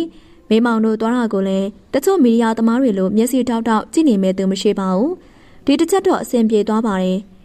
သူကရိုးရိုးလူမှမဟုတ်ပဲပကြီးစရာဟွန်လေသူကလူအတာဘာမှမဟုတ်တာနာမည်ကကြီးပါတယ်အဲဒါကြောင့်ဒီကောင်ကအပြစ်မထွက်အိမ်တွင်းအောင်းနေရဖြစ်ပါတယ်သူတခါညဘက်ကြီးမီနီမတ်တစ်ခုကိုမတ်မတက်ပဲတွန်းလိုက်တာမိန်းကလေးအုပ်စုကြီးကသူ့နောက်လိုက်လို့ပြေးလိုက်ရတဲ့အချိန်ကလေးရှိပါသေးရင်အဲ့ချိန်တုန်းကတိတ်ကိုရှိရပါတယ်သူကလူကြောက်တတ်တဲ့အချိန်ကအရင်တည်းကရှိခဲ့တာကြောင့်အဲ့ဒီတခါဖြစ်ပြီးရသူဘဲမှတိတ်မသွားတော့ပါသူကမင်းသားလည်းမဟုတ်ပါဘူးဘာကြောင့်မိန်းကလေးတွေကသူတက်တက်ဆွဲဖြစ်နေရလဲဆိုတာကတော့သူသိပါတယ်သူကအရန်ချုံလို့ဖြစ်ပါတယ်သူကချုံတယ်ယောက်ျားလေးတယောက်ဖြစ်နေပါရဲ့ပကြီးဆွဲနေရတဲ့လက်လေးဖြစ်တာကြောင့်သူလက်တွေကနှုတ်ဖက်နေရင်ပြီးတော့သူကတီလေးကိုရောအန်ကဲဝေါ်တူတာကြောင့်ချောတယ်လို့ပြောရမယ်သူ့အဖေမေတွေကတိတ်ကိုလှတာလေတီလေးဆိုရင်ငယ်ငယ်က miss ပြိုင်ပွဲတွေဝင်ပြိုင်တဲ့အထီကိုချောပါတယ်အန်ကဲကလည်းအဲ့လိုပါကျောင်းတို့ကဆိုရင်တဟိုးကင်းဖြစ်ခဲ့ပါတယ်ငငယ်ရတီလေးကသူ့တပ်ပုံတွေပြဖို့လို့သူသိရဖြစ်ပါတယ်သူကငငယ်တုန်းကအဲ့လောက်မချောမခန့်ပေမဲ့ကြီးလာတော့နိုင်ငံခြားကျောင်းသွားတက်လိုက်တဲ့အရှိန်နဲ့ရောပြင်တက်စင်တက်လာတာကြောင့်သူကတိတ်ကိုခံပါတယ်ဘရန်နီလိုမော်ဒယ်တယောက်ကသူ့ကိုပိုးတယ်ဆိုတာကြည့်မယ်ဆိုရင်သူကဘလောက်ချောလဲဆိုတာသိနိုင်ပါတယ်အဲ့လိုမိန်းကလေးတွေရဲ့အသေးကြုံလေးကိုပြစ်သွားတာဆိုလို့နှွေးဦးမေပဲရှိပါတယ်နှွေးဦးထက်မြက်ကိုစားတင်တာပြီးသွားတော့အင်ကိုပြန်မယ်လို့နိုင်ကိုကြည့်လိုက်တဲ့အခါစောပါသေးဒီချိန်ကအဖွားတို့ကိုတွားခေါ်ပို့ရလေသူတို့ကပြုံးမယ်လို့မထင်ပါဘူးအဲ့ဒါကြောင့်အင်းအတွက်လိုအပ်တဲ့အသုံးဆောင်တွေပွားအတွက်လိုအပ်မဲ့အရာတွေဝယ်ဖို့ဈေးကိုဦးတည်လိုက်ပါတယ်အိမ်တွေကကျူရှင်စတင်တာဆိုတော့အဆင်ပြေခဲ့ပါတယ်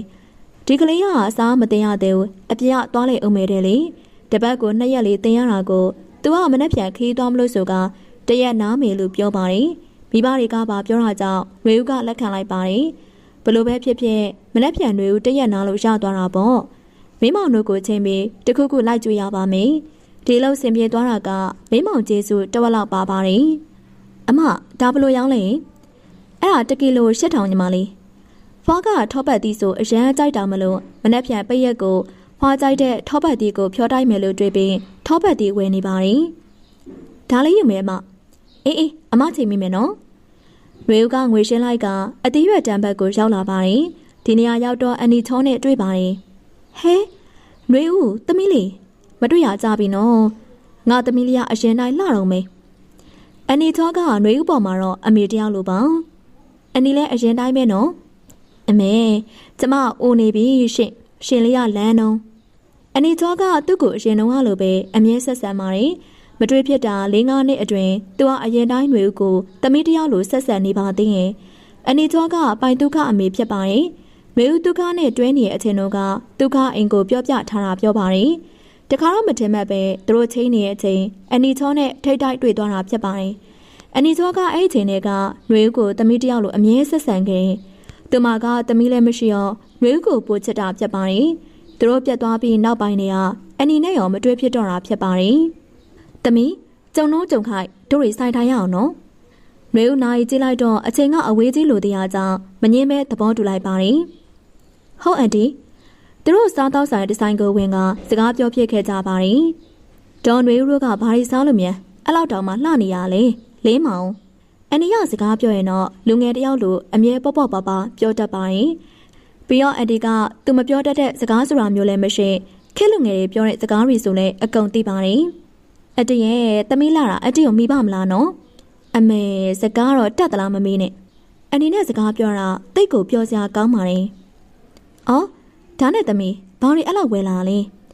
အန်ဒီကနှွေဦးဘေးမှာတင်ထားတဲ့အထုပ်တွေကိုကြည့်ကမေးလာပါတယ်အိမ်အတွက်လိုအပ်တာတွေပါအတီ ဖွားအတွက်လိုအပ်တာတွေရောပေါ့အဖွားရောကျမ်းမာရေးကောင်းလားအဖွားကဘာယောဂမှမရှိဘူးအန်တီရဲ့ကျမ်းမာရေးကတော့တောင်းတောင်းမြည်ပဲလူကြီးတွေရဲ့ကုသိုလ်ကံမော့အသက်ကြီးပြီမဲ့အရွယ်တင်တာအခုရောအဖွားအိမ်မှာပဲလားပုံမှန်တော့အိမ်မှာပါပဲအန်တီရဲ့ဒီနေ့တော့တရားစခန်းမှာသမီးတရားပြန်ဝင်ခေါ်ရမှာဒေါ်ကျော်တွက်ကသမီးလေးຫນွေဦးမေကသမီးချင်းတယောက်လိုပါတားနဲ့သမီးတွဲနေတဲ့အချိန်တုန်းကသူမိသွားလို့သူကတော့အိမ်ရောက်တုန်းကအတင်းကိုမအေးကိုတောင်းမှန်တော့သူတို့နှစ်ယောက်ကိုမခွဲပါနဲ့နော်ဆိုပြီးတော့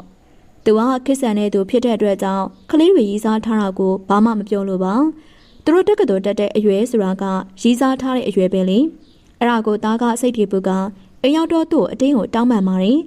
သူတို့ကတက်ကတော်တက်မှရီးစားဖြစ်ကြတာမဟုတ်ပဲနဲ့အထက်တန်းចောင်းသားဘွားတွေကရီးစားတွေဖြစ်ခဲ့ကြတယ်ဆိုတာကိုတော့နောက်ပိုင်းသားပြောပြမှသိခဲ့ရပါတယ်နောက်ဆုံးတော့ကလေးတွေကလမ်းခွဲခဲ့ကြပါတယ်အဲ့ဒီကိစ္စတွေကိုသူဘာမှမမေးခဲ့ပါဘူးကိုသားနဲ့ပြက်လို့ဒီမင်းကလေးကိုမခေါ်တော့ဘူးဆိုတဲ့အတွေ့လဲသူ့မှာမရှိပါဘူး။နှွေဦးနဲ့သူတို့ကအဲ့လိုဖြတ်တောက်လိုက်လို့မရတဲ့တန်ရုံးစင်တွေရှိပါတယ်။နှွေဦးအလုပ်တွေရောဗမာလုပ်လေအဆင်ပြေရလား။ပြေပါတယ်အန်တီအလုပ်က M company မှာလုပ်တာပါ။နောက်လာကျရင်အပြောင်းရှိရင်အဲ့ခါကျရင်အပြောင်းတင်ပြီးအိမ်နဲ့နေရဲ့ရုံးကိုပြောင်းမလို့ပါ။တမီးရဲ့ကုမ္ပဏီကလာစာကောင်းတာပဲ။ M company ဆိုတာတကယ်ကိုဒိတ်ဒိတ်ကျင်းအဲ့လောက်လည်းမဟုတ်ပါဘူးအန်တီရဲ့လာစာတာကောင်းတာအလုပ်ထဲမှာတော်တော်လေးကိုဇရာရှုပ်တာဘာတော့တမီးကိုပြောတယ်လူဆိုတာငွေများများလိုချင်တော့အဲ့လိုဒုက္ခတွေခံရမှာပဲနဲ့ဒါမှမဟုတ်လည်းအန်တီရဲ့အပြင်ပိုင်းကကြည့်ရင်သာတော်တာအတွင်းရေးတွေကမပြောချင်တော့ပါအန်တီရဲ့အဲ့ဒါကြောင့်တမီးလည်းအဲ့ဒီကလူတွေနဲ့တူတူမရှိချင်တော့လို့ဒီဘက်ကိုပြောင်းနိုင်အောင်လို့အသေးအတန်စူးစမ်းထားရတာတမီးကတော်ပြီးသားပဲလုံနိုင်ပါလေဟုတ်အန်တီမေဦးအန်တီရဲ့ခေါ်တန်းကပုံမှန်စကားပြောတယ်လို့မဟုတ်ပင်တခုခုကိုပြောဖို့စူးစမ်းနေတယ်လို့ပါဟုတ်ကဲ့ရှင်တမီးရီးစားတွေဘာတွေရနေပြီလားယင်ဘယ်ကရီးစားရမှာလဲအန်တီရဲ့တနေ့အလုံးနဲ့အိမ်ပြေးနေရတာပြီးတော့ຫນွေဦးကရီးစားမထားခြင်းသေးဘူးဖြစ်နိုင်ရဲ့ဒေါ်ချောချောတယောက်ကလေးတွေကိုပြန်ပြီးတော့အဆင်ပြေစေခြင်းတယ်လို့ပြောလို့ရပါတယ်ဒီမိန်းကလေးကသူ့သားဘွားကိုအများကြီးပြောင်းလဲစေခဲ့တာပါ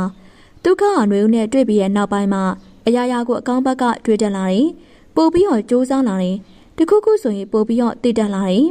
ဖြစ်နိုင်မယ်ဆိုရင်သူကလေးတွေကိုပြန်ပြီးတော့အဆင်ပြေစေချင်ပါတယ်ဒါကမဖြစ်နိုင်ဘူးဆိုတာသိပေမဲ့သူ့ရဲ့မျှော်လင့်ချက်တေးသေးလေးပဲဖြစ်ပါတယ်ကောင်းတယ်သမီးရေးစားဆိုတာမကောင်းတဲ့အမျိုးတွေမထားနဲ့ကြားလားပြီးတော့အိမ်အောင်လည်းမပြုတ်နဲ့ကြားလားဟုတ်ကဲ့အန်တီမေဝဲအန်တီပြောတဲ့စကားတွေကြတော့ကြောင်သွားရပါတယ်အန်တီကရုတ်တရက်ချင်းရေးစားယောက်ျားပါမယူခိုင်းနေရမေဝဲလည်းကောင်းကိုအသာကုတ်ကဟုတ်လို့ပြောလိုက်ပါတယ်အန်တီကလည်းဝဲစရာမရှိအောင်မေဝဲကလည်းဝဲစရာမကြံတော့တာကြောင့်အတူတူကားပါကင်ကိုဆင်းလာခဲ့ကြပါတယ်ကန်တွေကဆက်တယ်လို့ပဲပြောရမလားမသိပါဘူးမေဝဲလာတော့ကကားပါကင်မှာကားတွေပြင်းနေတော့လွတ်တဲ့နေရာကိုတောင်ဝင်ထိုးလိုက်တာဖြစ်ချင်တော့နှွေဦးထိုးလိုက်တဲ့ဘေးရကအတိကဖြစ်နေပါတယ်ရှင်နဲ့ကျမကန်ရမ်းဆက်တယ်ထင်တယ်တွေ့လားကားတော်ဘေးချင်းကဟုတ်တယ်နော်အတီနှွေဦးအတီကိုမေ့မထားခြင်းနော်အတီဖုန်းနံပါတ်ကိုတေချာမှတ်ထားပြီးရင်အမြဲဆက်သွယ်ကြမယ်ဟုတ်ပြီလားရှယ်ပိုင်ဒုက္ခနဲ့ပြက်တာကျမနဲ့တော့ပြက်လို့မရအောင်နော်အတီကအမျက်စောင်းလေးထိုးကသူ့ကိုပြောလာပါတယ်သူလည်းသိပါတယ်အတီကိုရှင်ကမဆက်သွယ်တာလည်းအဆက်အသွယ်မရှိခဲ့ကြလို့ပါအခုတော့အမြဲဆက်သွယ်နေမှဖြစ်ပါတယ်ပိုင်ဒုက္ခနဲ့ရလည်းအလုတ်တဘောရအမြဲဆက်ဆံနေရအောင်မဟုတ်ပါလားသိပါပြီအတီရဲ့အဆက်အသွယ်မဖြတ်အောင်နော်ကဲဒါဆိုကျမသွားပြီနော်ဟုတ်အတီကောက်ကူးဆိုင်ပါနော်အတီလည်းထွက်သွားပြီဖြစ်တာကြောင့်နှွေဦးလည်းကားမောင်းကထွက်လာလိုက်ပါတယ်ဖွားကိုသွားကြိုရအောင်မှဖြစ်ပါတယ်ပြင်မလိုက်တာကွာစကားကိုပြောရင်းဆိုရင်ဆိုပါဘောကိုပြစ်လဲလိုက်တဲ့သူကအင်ကြီးလက်ကျဲသီးတွေကိုဖြုံရင်မင်းမပြောင်းလားနှင်းနဲ့ကွာမင်းရလေ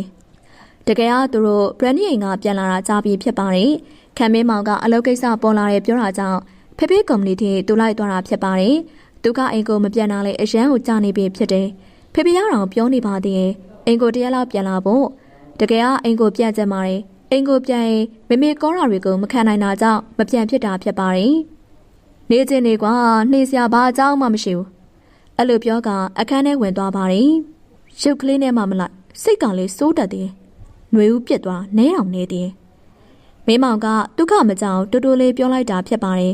ဒုက္ခတာကြားမေးဆိုရင်တော့သူ့ကိုဘာပြောမလဲမသိပါဘူးတကယ်အຫນွေဦးကသူ့ကိုပြစ်သွားတာမဟုတ်ရပါဘူးဒီတိုင်းသူ့မှာလည်းအကြောင်းတစ်ခုခုရှိလို့လမ်းခွဲခဲ့တာဖြစ်နိုင်ပါတယ်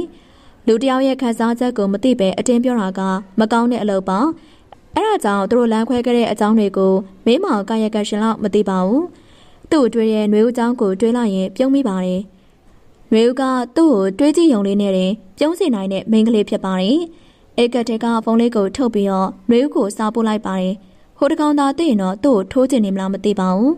ထိုးချင်လဲစိတ်သားရှိပြီးတကယ်မလုံနိုင်တဲ့ဒုက္ခကိုသူကြောက်စရာကြောင့်တစ်စက်ကလေးမှမရှိပါဘူးဒီနေ့ကတနင်္ဂနွေနေ့ဖြစ်တာကြောင့်အလုပ်တွေလည်းနားရပြီးအိမ်လုပ်တွေအများကြီးလုပ်နေရပါတယ်ပိုးစိုးရာဒီနေ့အိမ်ကိုခံမင်းမောင်လာမေးဆိုတာပေါ့မနေ့ညကသူကຫນွေဦးကိုစာပို့လာတယ်မနေ့ပြန်အကျွေးဆက်ရမယ်နော်တဲ့အဲ့ဒါຫນွေဦးကရားရလေတနေရာကိုသွားကြမယ်နော်လို့ပြောလိုက်တာ哦သူကနေအိမ်ကိုပဲလာမယ်လို့ပြောလာတာကြောင့်ຫນွေဦးအိမ်ကိုတန်ရှင်းလုပ်နေရပါတယ်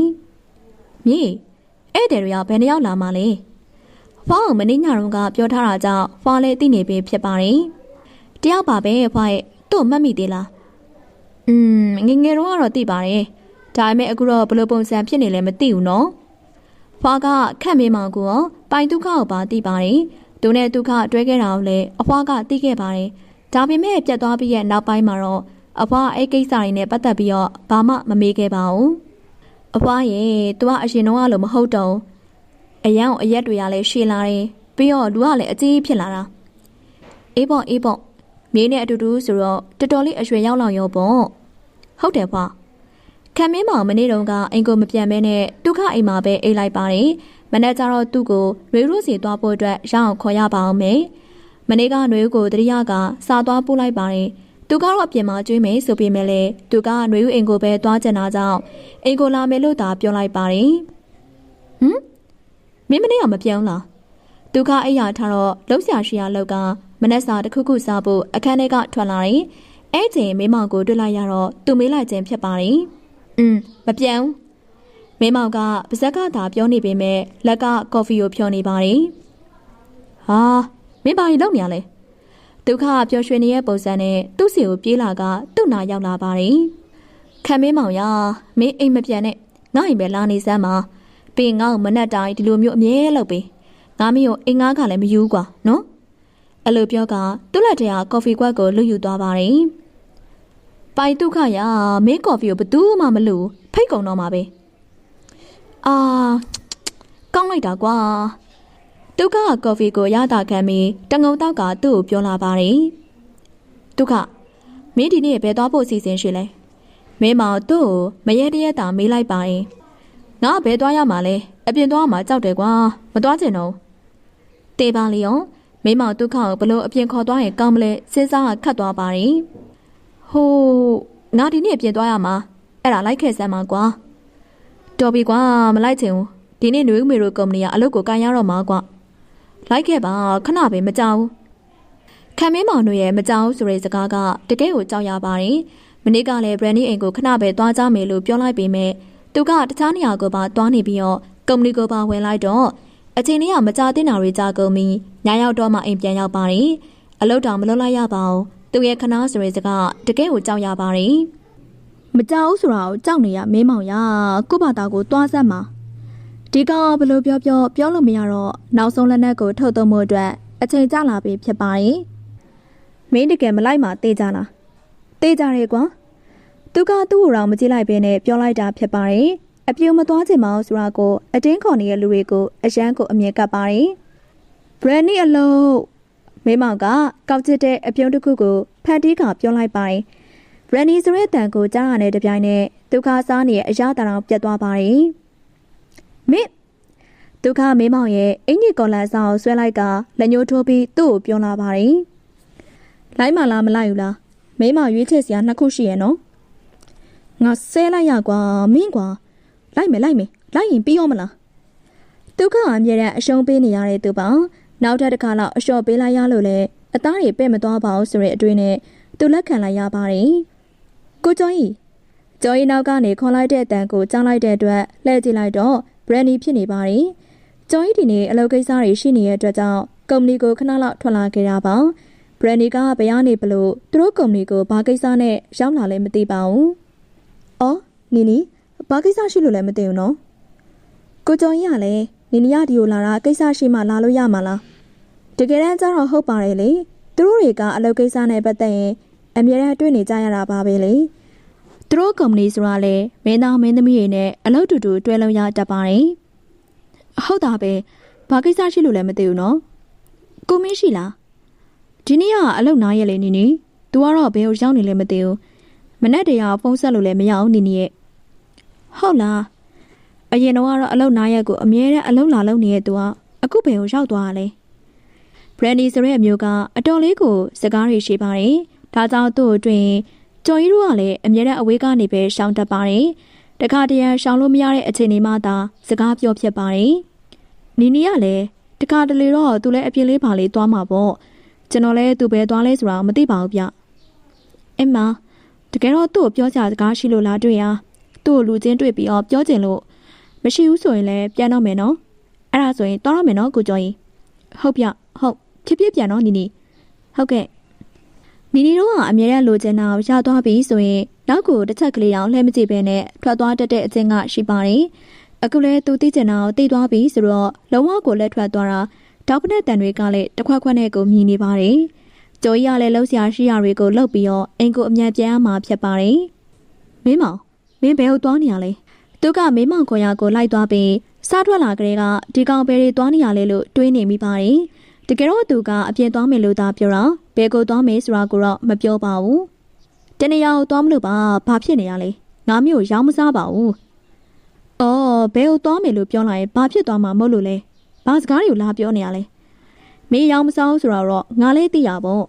့ငါမေးနေရဘယ်ကိုသွားနေရလဲလို့မေးနေရလေကွာမင်းမောင်တို့ကတခါတလေကြာရင်စကားပြောရတာတကယ်ကိုလက်ပေါက်ကပ်ပါတယ်ဘယ်ကိုသွားနေလဲလို့ပြောလိုက်ရင်သူ့ကိုခွေးကိုက်မှကြောက်လို့လာတော့မသိပါဘူးတကယ်စကားကိုနည်းနည်းလေးမှအထုံးမတက်ရရင်မနေနိုင်တဲ့လူမျိုးလားမသိပါဘူးလေမင်းရလေကွာတနေရာကိုသွားနေရပါကွာတငယ်ချင်းတယောက်ရဲ့အိမ်ကိုခဏသွားနေရလေတငယ်ချင်းဒီကောင်ကတကယ်ကိုတငယ်ချင်းတွေပေါ်ပါတယ်သူကတော့တကယ်လူတွေအများကြီးနဲ့ပေါင်းသိဆက်ဆံနေရတာဖြစ်တာကြောင့်တငယ်ချင်းမိတ်ဆွေတွေဆိုတာလည်းအများကြီးဖြစ်တယ်သူကလူနည်းစုကိုပဲသိထားတာတကယ်တမ်းကျတော့သူကမသိသေးတဲ့သူတွေလည်းအများကြီးကြံပါသေးရင်သူကလည်းဘာမှဆက်ပြောမနေတော့ဘဲနဲ့သူခွာရကိုသာလိုက်သွားလိုက်ပါတယ်သူနောက်ဆုံးတော့သွားကျင်တဲ့နေရာကိုရောက်သွားပြီထင်ပါတယ်အိမ်တည်းရှိမှကောင်းအောင်ရက်လိုက်တယ်သူရက်လိုက်တဲ့အိမ်လေးကတကယ်ကိုတည်တည်လေးနဲ့ချစ်စရာကောင်းပါတယ်ခြံကလည်းအကျယ်ဖြစ်ပါတယ်ခြံထဲမှာလည်းအပင်ကြီးတွေရောအပင်ငယ်တွေပါအများကြီးစိုက်ထားတာတွေ့ရပါတယ်ဒီနေရာလေးကဒုက္ခအရန်ကိုသဘောကျရတဲ့ပုံစံဖြစ်ပါတယ်ခြံကျယ်ရဲ့မှာအိမ်တည်တည်လေးနဲ့အပင်တွေပန်းပင်တွေအများကြီးနဲ့တကယ်ကိုနေချင်းစရာလေးဖြစ်ပါတယ်ဟဲ့မင်းရဒီရင်ကိုလာလားအေးလေမိမောင်ကအိရှိယာဘဲလေးကိုနှိပ်လိုက်တော့ခြံတကားကချက်ချင်းကိုပွင့်လာပါတယ်အော်အေးတယ်တွေလာကြလားဝင်ခဲ့ပါနော်ဝင်ခဲ့ကြကလေးတို့အဖွားကသူတို့တွေကိုတကားလာဖွင့်ပေးပါတယ်ဖွာနေကောင်းကျမ်းပါရဲ့လားကျွန်တော်ရောမှတ်မိသေးရဲ့လားမိမောင်ကအရင်ဆုံးနှုတ်ဆက်လိုက်တာဖြစ်ပါတယ်အရင်တော့ကဆိုရင်သူတို့ကအဖွားလှုပ်ကျွေးနေတဲ့ကောင်းကြီးမိခင်ကိုအရန်ကိုကြိုက်ပါတယ်ဒုက္ခနဲ့မိမောင်ကကြောင်းမတူပေးမယ်လေအပြင်မှာတော့အမြဲတမ်းတွေးဖြစ်ပါတယ်သူတို့နှစ်ယောက်တွေ့ရချိန်တိုင်းຫນွေဦးကအမြဲတမ်းပါတယ်သူတို့ຫນွေဦးအိမ်ကိုတစ်ခါပဲရောက်ဖူးတာဖြစ်ပါတယ်အဖွားကတော့သူတို့ကိုမှတ်မိစရာအကြောင်းတော့မရှိပါဘူးနေကောင်းပါရဲ့ကွယ်ငါသားတွေကိုအဖွားမှတ်မိတာပေါ့ကွယ်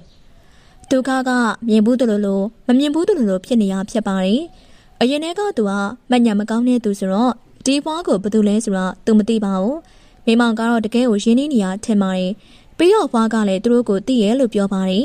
အဖွားနဲ့သူတို့နှစ်ယောက်ခြံထဲမှာရှိတဲ့ခုံလေးမှာအတူတူဝင်ထိုင်လိုက်ကြပါတယ်အဖွားသူ့ကိုမှတ်မိလားသူကပိုင်ဒုက္ခလေမြေနဲ့ပတ်သက်ခဲ့တဲ့သူတွေအကုန်လုံးကိုသူမှတ်မိပါတယ်ဒီကလေးတွေကိုလည်းသူမှတ်မိပါတယ်ဒါပေမဲ့ကလေးတွေကအရန်ကိုပြောင်းလဲသွားကြတာဆိုတော့နည်းနည်းလေးတော့စဉ်းစားခက်နေရဖြစ်ပါတယ်မှတ်မိပါတယ်ကွယ်ဒုက္ခပါဇက်ပိတ်ထားရင်လည်းမကောင်းတော့တာဖြစ်တဲ့အတွက်ကြောင့်အဖွားကိုသူလည်းစကားတွေပြန်ပြောလိုက်ပါတယ်အဖွားနေကောင်းပါတယ်နော်မြင်တဲ့အတိုင်းပါပဲကလေးရဲ့အဖွားကတော့ကျမ်းမာကြီးအရန်ကိုကောင်းတာပါပဲဟုတ်ဒါနဲ့နှွေးဝဖွားမိမောင်ပါဇက်ကအဲ့စကားကိုကြားလိုက်ရတဲ့အချိန်မှာတော့မျက်လုံးပြူးပြီးတော့ပဲသူ့ကိုကြည့်နေလိုက်ပါတော့တယ်တကယ်တော့ဒီရင်ကနှွေဦးရဲ့အိမ်ဖြစ်နေရဲဆိုတာကိုသူတကယ်မသိခဲ့တာပါဒါဆိုရင်ဒီရောက်ဖွားကသူတို့ကိုအရင်တော့ကမုတ်လို့ကျွေးခဲ့တဲ့အဖွားလား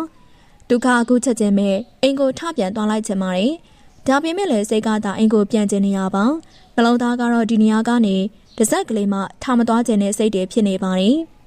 မင်းမောင်ရုတ်တရက်နှွေဦးနာမည်ကိုထွက်လိုက်ရတဲ့အတွက်မနေ့ကိုပြန်ထိန်လိုက်ရပါတယ်တကယ်တော့ဟိုကောင်ကိုဒီကိုခွန်လာတာနှွေဦးရဲ့အိမ်လို့မပြောဘဲနဲ့ခွန်လာတာဖြစ်ပါတယ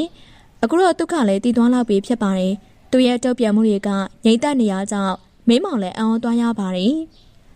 ်သမီးလေးကမနဲ့ကလေးကအလုပ်တွေလုပ်ပြီးတော့အခုရေသွားချိုးနေရလေအဲ့ဒါကြောင့်အဖွားပဲရှိရခဏနေကြရင်တော့သူပြန်လာပါလိမ့်မယ်ဟုတ်ကဲ့ဖွာကျွန်တော်လည်းသူ့ကိုပြောပါသေးရဲ့အိမ်လာလေခြင်းနဲ့လို့ဒါမဲ့သူကအခုလိုမျိုးပြင်ဆင်ထားမှဆိုလို့မလာတာအခုလည်းမြင်တဲ့အတိုင်းပဲအကုန်လုံးကိုပြင်ဆင်ထားတာမလားတကယ်တော့မလိုပါဘူးဖွာရဲ့ကျွန်တော်တို့ကဧည့်သည်တွေမှမဟုတ်တာဘယ်ဟုတ်ပါမလဲခလင်းရဲ့တခါတလေလာတဲ့ဧည့်သည်တွေကိုအခမ်းရမှာအဖွားရဲ့တောင်းဝင်ပဲလေဟာလာပြီလားရေဦးရေချိုးကအခန်းထဲကထွက်လာလိုက်တော့မြင်လိုက်ရတဲ့မြင်ကွင်းကိုကြည့်ပြီးစကားတွေတောင်လေးထဲမှာရက်တန့်သွားခဲ့ပါတယ်ပိုင်သူကပါသူ့ရင်ကိုရောက်နေရကိုတွေ့လိုက်ရတာကပို့ပြီးတော့မှအံ့ဩသွားစေပါတယ်မနေ့တုန်းကမင်းမောင်ပြောတာကသူ့ရင်ကိုလာခဲ့မယ်လို့ပြောပါတယ်ဒါပေမဲ့လည်းသူတယောက်တည်းပဲလာမယ်လို့ထင်လိုက်တာဖြစ်ပါတယ်ပိုင်သူကဒီလိုမျိုးတွေလိုက်လာတတ်တဲ့သူမှမဟုတ်တာပဲလေအော်မြေပြီးသွားပြီလားသူကຫນွေဦးကိုသာအချိန်ချင်းစိုက်ကြည့်နေမိပါတယ်ຫນွေဦးမရဲ့ဒီလိုပုံစံတွေကိုသူလုံးဝမမြင်ဘူးတာပါသူမရဲ့ပုံစံကတကယ်ကိုကြည်ကောင်းလို့နေပါတယ်သူတို့တွေတွဲလာတာလည်းနှစ်တွေကြာပြီဆိုပေမဲ့လည်းအတူတူနေကြတဲ့သူတွေမဟုတ်တဲ့အတွက်ကຫນွေဦးမရဲ့ဒီလိုပုံစံတွေကိုလည်းသူတခါမှမမြင်ဘူးပါလေသူမကခေါင်းကိုလျှော့ထားပြီးတော့မတုတ်ဘဲနဲ့ရေတွေကလည်းတဆက်ဆက်ကျနေပါတယ်ຫນွေဦးရဲ့လှုပ်ရှားရှိရာတွေတွားလှုပ်လိုက်ပါအရင်ဆုံးခေါင်းကိုချောင်းတုတ်လိုက်အောင်နော်ငါတို့တွေကအဲ့တဲ့တွေမှမဟုတ်တာပဲအားနာစရာမလိုပါဘူးဒုက္ခပြောတဲ့နဲ့စိတ်ထဲကစကားတွေကိုမင်းမောင်ကသာအကုန်လုံးပြောသွားပါတယ်ဟုတ်သားပဲမြေရဲ့လှုပ်ရှားရှိရာကြီးတွားလှုပ်လိုက်ပါတငယ်ချင်းတွေပဲတစိမ့်တွေမှမဟုတ်တာပဲနော်အဲ့ဒါဆိုခဏစောင့်ကြအောင်နော်ຫນွေဦးလှုပ်ရှားရှိရာတွေကိုအမြန်လုံနေလိုက်ပါတယ်ဒါပေမဲ့ဘာဖြစ်လို့လဲမသိပါဘူးရင်ထဲကတတုတ်တုံးနဲ့ခုန်နေပါတယ်မြေကအမြဲတမ်းအဲ့လိုပါပဲကွယ်ကြောရဆိုရတာတကယ်ကိုခက်တယ်အဖွားရဲ့မြေကအမြဲတမ်းအဲ့လိုပဲဒီစကားကတော့ပိုင်ဒုက္ခစီရစကားဖြစ်ပါတယ်တကယ်လည်းဟောက်နေရပါပဲလေနှွေဦးမေဆိုတဲ့အမျိုးကလည်းတကယ်ကိုတလုံးချင်တာတွေကိုသာလှုပ်တတ်တာဖြစ်ပါတယ်ဘယ်တော့မှသူများရဲ့စိတ်ကိုအရေးမပေးပဲသူဖြစ်ချင်တာတွေကိုသာလှုပ်တတ်တဲ့သူဖြစ်ပါတယ်တခါတလေကြာရင်လည်းတကယ်ကိုစိုးပါသေးတယ်ဒုက္ခနှွေဦးမေရဲ့စိုးသွမ်းမှုတွေကိုအဖွားနည်းတူခံခဲ့ရတဲ့သူတွေကတယောက်ဖြစ်ပါတယ်မင်းမောင်ကတော့အခုမှစကားတွေစိုးကောင်းနေတဲ့ဒုက္ခကိုကြည့်ပြီးတော့အယမ်းကိုကြည့်ချင်နေမိပါတယ်မလိုက်ချင်လို့သာပဲကိုနေကຫນွေဦးကိုကြည့်ရဲ့အကြည့်တွေကတမျိုးတော့တမျိုးပါသူတို့တွေတကယ်လို့ပြန်ဆင်ပြေသွားခဲ့ရင်လည်းကောင်းပါတယ်မင်းမောင်ရင်နဲ့နည်းနည်းနာကျင်ရမှာကလွဲလို့ပေါ့သမီးကအဲ့လိုပါပဲတားရဲ့ဒုက္ခတားနာမည်ကပိုင်ဒုက္ခဟုတ်တယ်မလားအဖွားကသူ့နာမည်ကိုမင်းမောင်နာမည်ထက်အရင်မှတ်မိသွားတော့သူပြောသွားပါတယ်ဟုတ်တယ်ဖွားရဲ့ကျွန်တော်ကပိုင်ဒုက္ခပါဒုက္ခပါဖွားရဲ့အဖွားကတော့မျက်နှာလိုက်ပြီဗျာကျွန်တော်မှတ်မိလားမင်းကဘာလို့မလို့မင်းကိုမှတ်မိရမှာလဲကွ